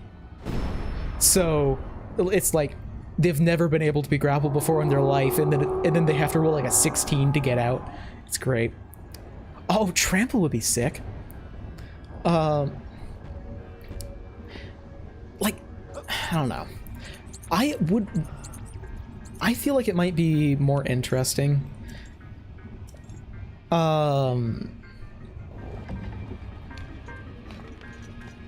I think it would be really interesting for general feats if, and this isn't going to happen because it's a large system-wide change that would require a lot of adjustments. This would be like a Pathfinder 2E Unchained thing. Which, honestly, I wouldn't be entirely against. A Pathfinder 2E Unchained. Alchemist needs some help. Okay, let's do this the way that is going to be a lot more effective. Well,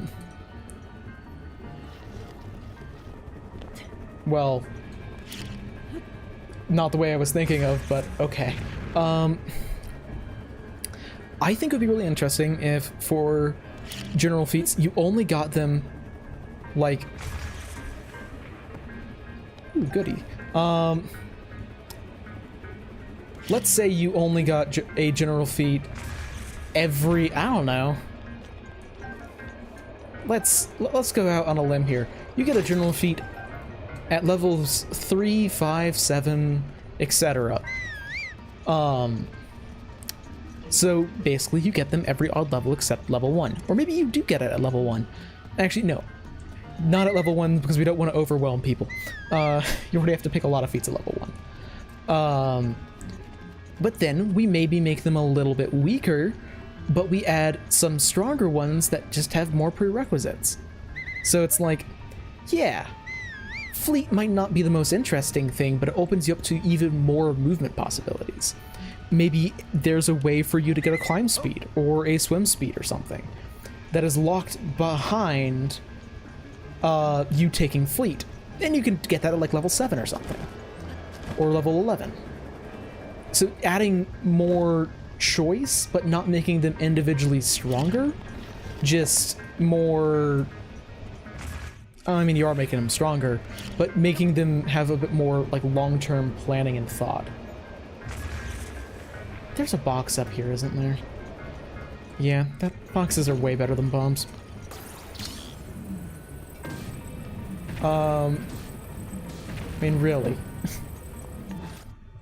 Oops.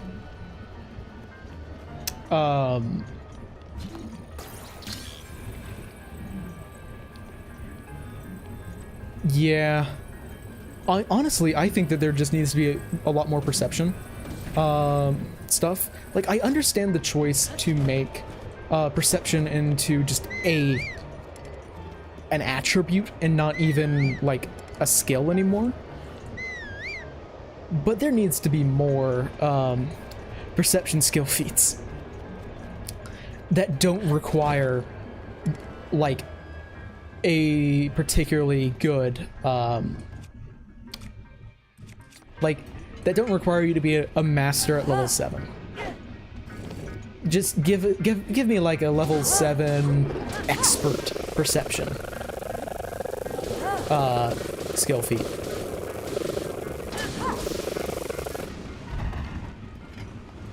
Because that just sounds fun. Now, where the hell is Yunobo?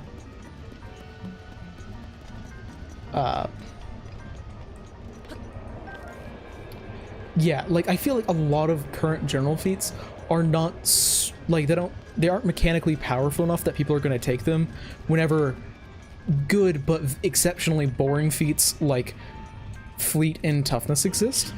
So they just won't take super taster even if they qualify for it, because would you rather be able to passively detect poison or have more hit points? Like, that's an obvious choice there.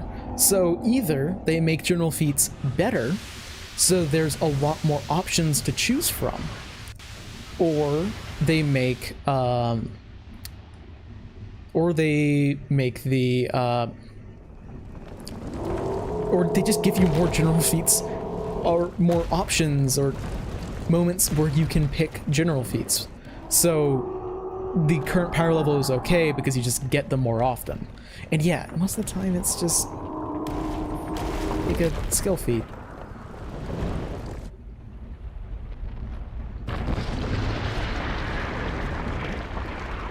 Or like, I know that this is kind of getting on the stepping onto the toes of arcane sense, but imagine a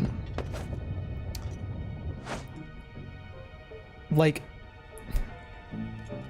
it's not, let's just give someone like an imprecise, or not even imprecise, but like, no, I think imprecise is the right level, like just an incredibly weak magic sense, because you're an adventurer, you've been exposed to a ridiculous amount of magic. Every single adventurer is exposed to a ridiculous amount of magic. It's just how things work. So you can tell there's something magical nearby that wasn't a second ago. So then you can say, hey, can someone detect magic? if you don't have it. Like, that would be a really, like, useful perception feat. And maybe depending on your proficiency in perception, the range is increased. So it's, if you're only, I don't know, you can take it whenever you're trained at level 7. Like, it's a level 7 general feat. If you're trained in perception, then it only has a range of, like, I don't know, 5 feet. If you're an expert, it has a range of 10 feet. If you're a master, it has a range of 20 feet. If you're legendary, it has a range of 40. So then you can just detect magic by walking. Hopefully, is this gonna work?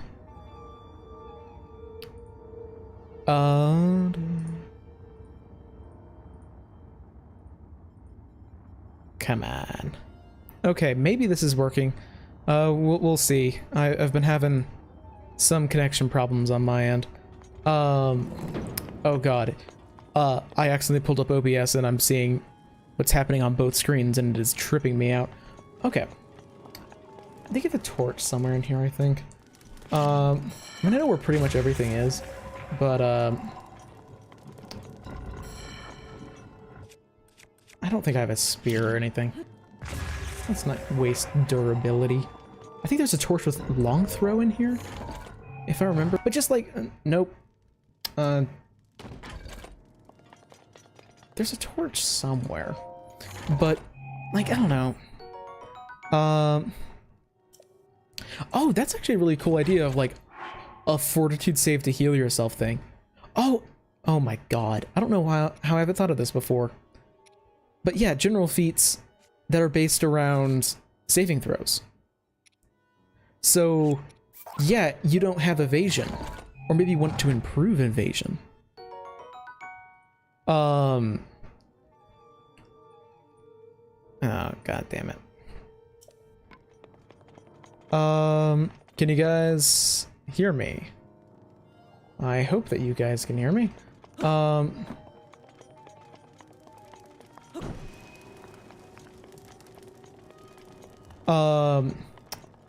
Bunch of connection problems. Fun as per normal.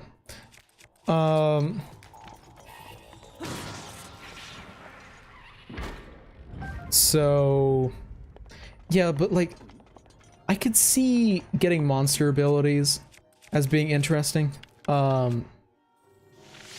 Okay. On my end it says error, YouTube is not receiving enough video to maintain smooth streaming. And it says that whenever there's like a slight slowdown and also whenever it's non-functional.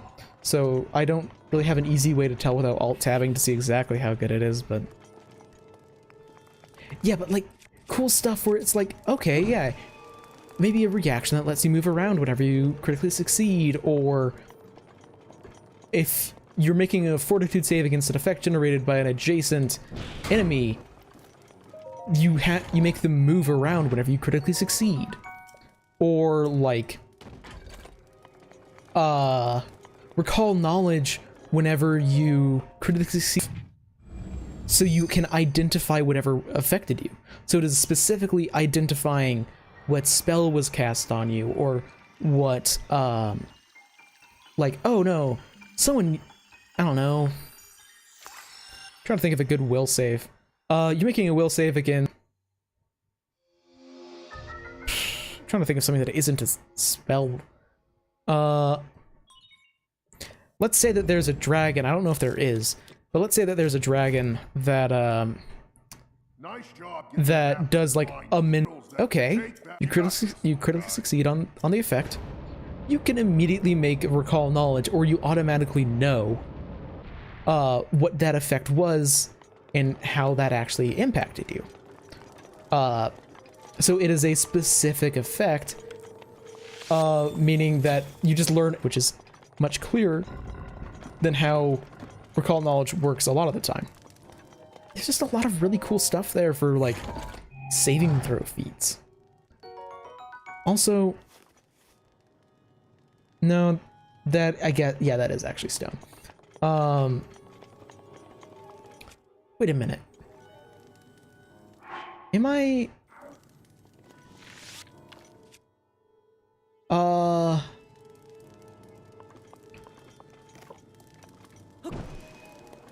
does this work?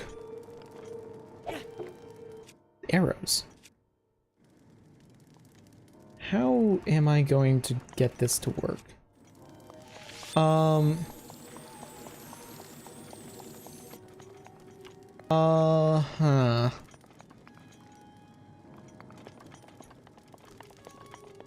Some arrows elsewhere in the dungeon? I wouldn't put it past them to do that if there's the only way to get through is with arrows.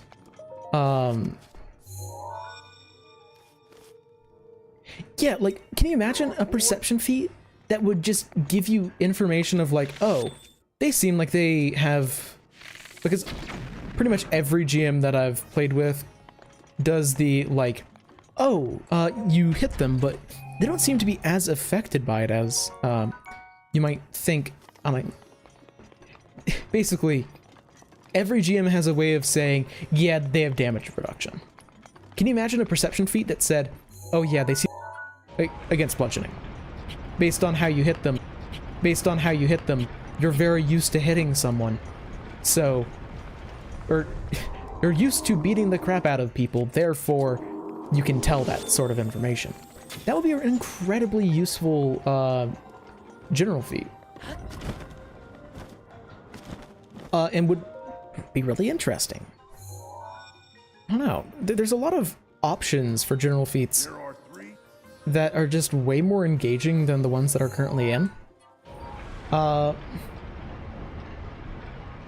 maybe, hear me out, maybe some feats that improve how different skills, or not skills, like, give us a heavy armor feat. It improves how heavy armor works. It doesn't, like, make you better, but it gives you a small situational bonus. Because everyone can get access to heavy armor, but it doesn't necessarily make sense for it to be a class feat.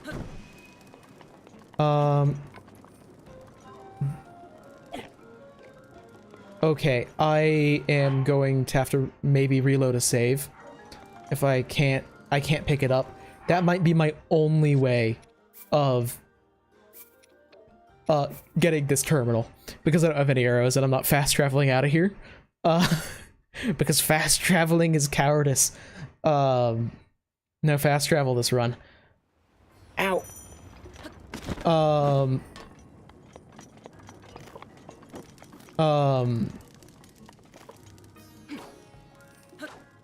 Yeah, it's been good having you here.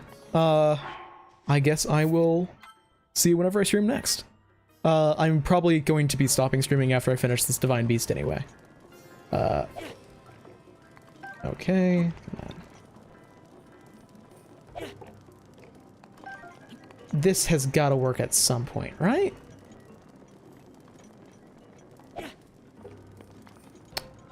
Eventually. There's got to be a reason, right? Why they give us a long throw torch. I wish I had thought this through beforehand. A throwing spear would be very useful right about now. I guess, let me... Oh, I should get out of here before my bow burns itself to death.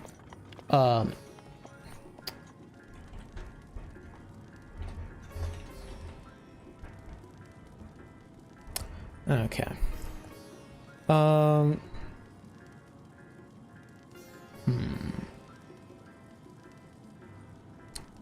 Let's see.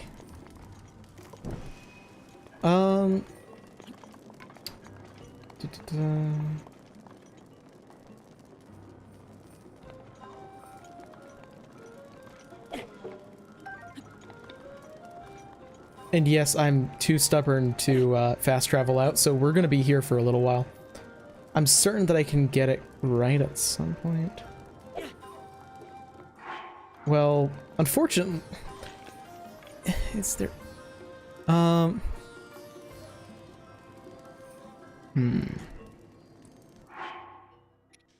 This is gonna take a while, huh? I really wish that it spawned me back where I was.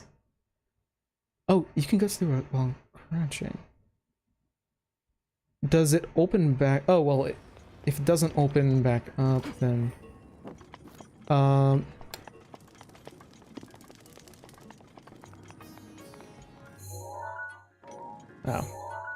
Let's see. Because I am absolutely not, against... Oh! Oh, that's cool. Thank you for pointing that out and saving us, like, an hour. Now the question is... Okay. Bomb arrows it is. And I can definitely get out by doing the same thing.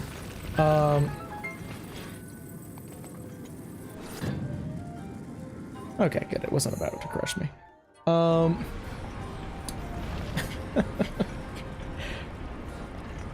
That's actually really cool.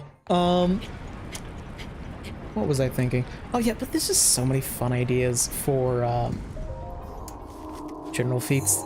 Like, I've mentioned this before in a different stream, but I would love to see a is all about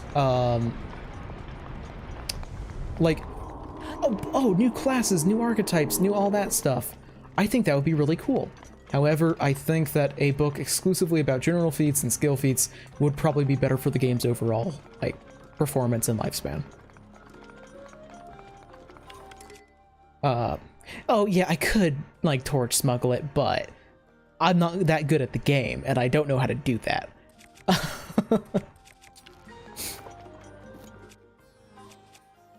I know some glitches, but I'm not that good at a lot of them.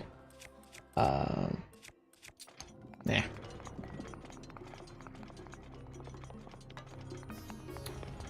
Oh, that's right, I forgot I actually need to light a torch up here, don't I? Forgot that was a thing. I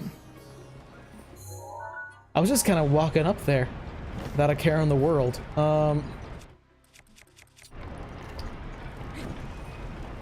And then... Damn, okay.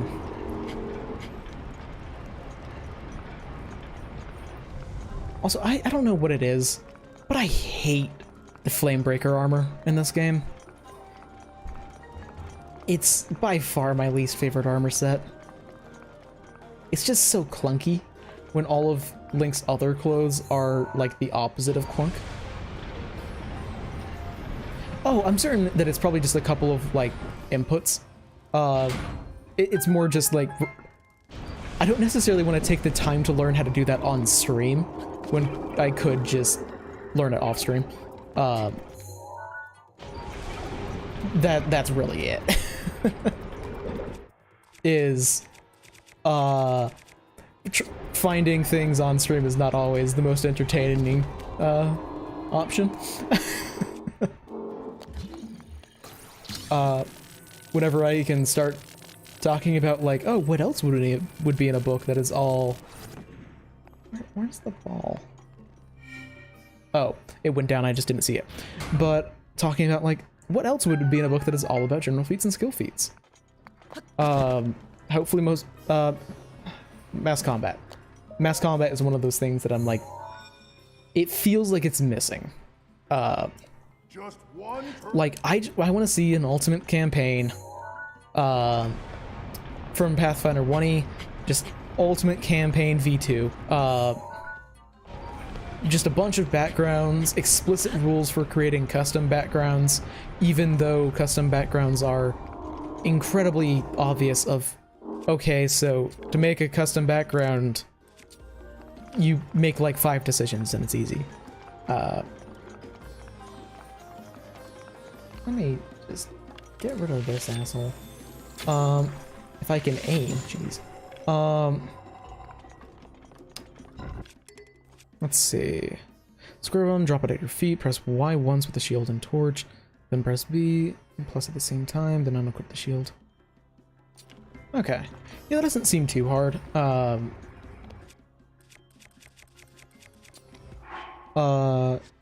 It's just also just... My brain is melting. It's gotten to that part of the stream where I am just tired, unfortunately, and there's not a lot that I can really do about that because I'm already caffeinated, and this is how scatterbrained I'm getting. Okay, so all of my torches are made out of wood. Good to know.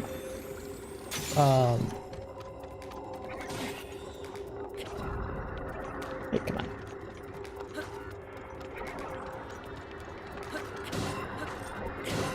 Okay. I feel a lot better about fighting those guys if they actually gave any drops. But as it is, it just feels like they're wasting durability, and that's their entire purpose.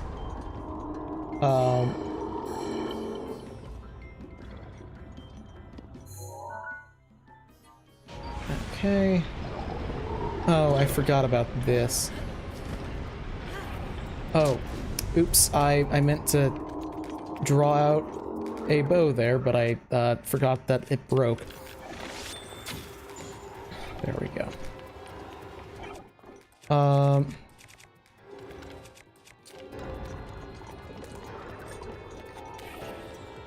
on. Okay. Now we can actually get back to solving this thing.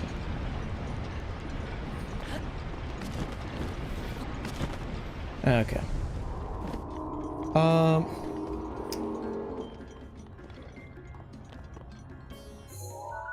There we go. Okay, I am too tired for this.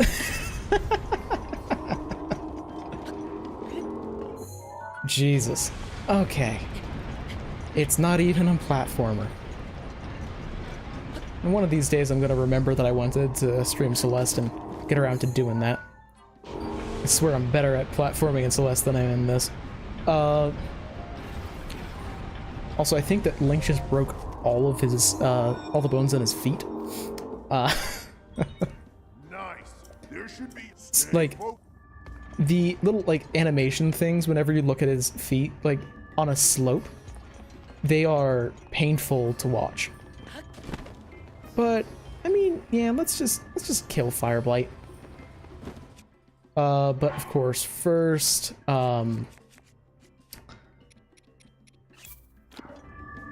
and I think we're good to go. Probably gonna take like 2 minutes.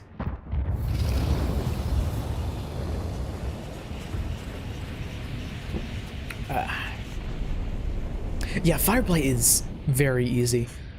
The only time that I think I've ever had trouble with him is whenever I did my first Master Mode playthrough, and I was also like doing low hearts, and let's at least give him a shield. But I was doing like a low heart run, and I didn't have much armor because I hadn't upgraded the Flamebreaker armor at all. So the whole like fire pellet shotgun blast one-shot me if I got hit by any of them, and I was just playing stupid risky. So I mean, I think I died like once, which is a pretty rough Fireblight fight.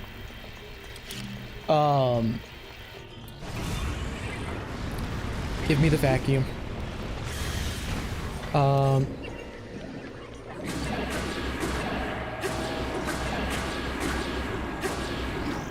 Oh, come on. You know what? Oh, Urbosa's isn't charged. Okay. Probably took less than 2 minutes. I thought that my Urbosa's was charged and I'd save myself the couple of seconds of walking over, but unfortunately not. That is the downside of not being able to hear the game, is I have no idea whenever my champion abilities are used. And also playing in pro mode, so I don't see it on the screen. It always makes me feel like an idiot whenever I try and jump using Revella's Gale. I just sit there on the ground.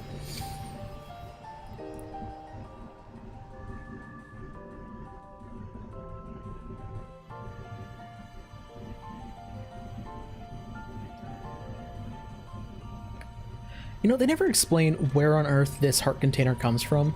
Is like Halia saying, "Oh, you did a good job. Good job. Here's a treat," or like, what? Like, where did that come from?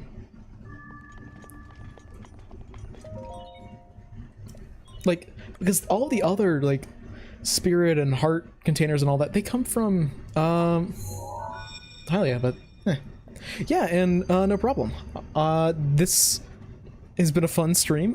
Way more viewers than I was expecting, being a Monday morning, but yeah, this has been fun. And how does Daruk know that I'm short? Don't call me little guy like that.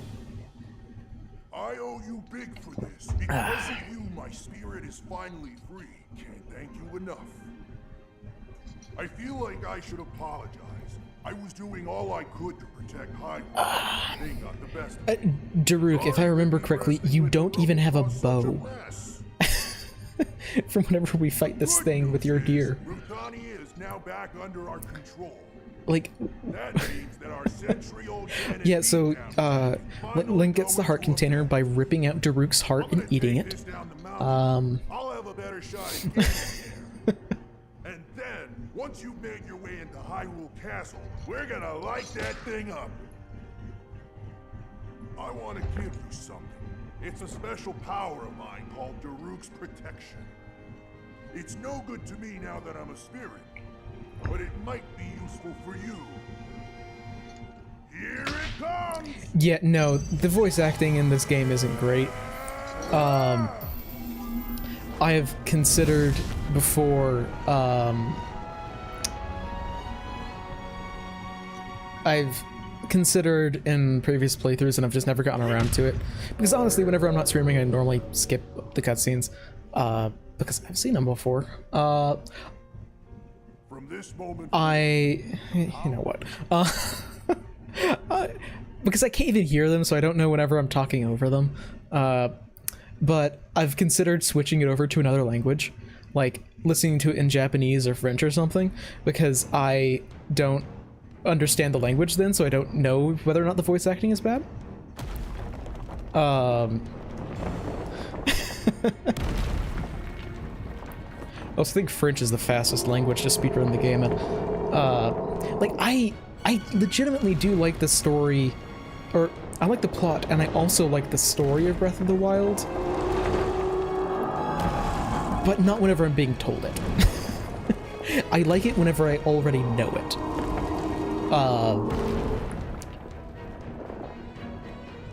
Like, the voice acting isn't great, but I like the characters.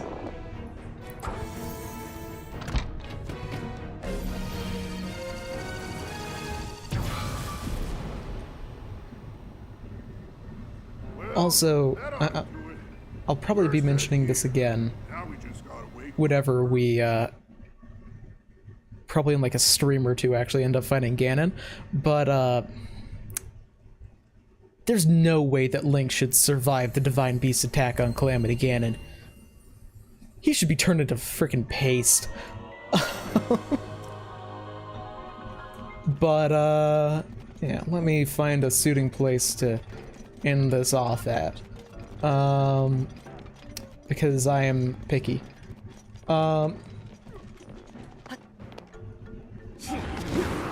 Let's climb on up. And oh damn it, ran out of volleys. Yeah, I think that I can see voice acting being good, and I don't think that it's like the voice actors are aren't good. I feel like it's more of a directing thing, and like honestly, it just kind of feels like Nintendo doesn't know what they're doing with voice actors because they never use them.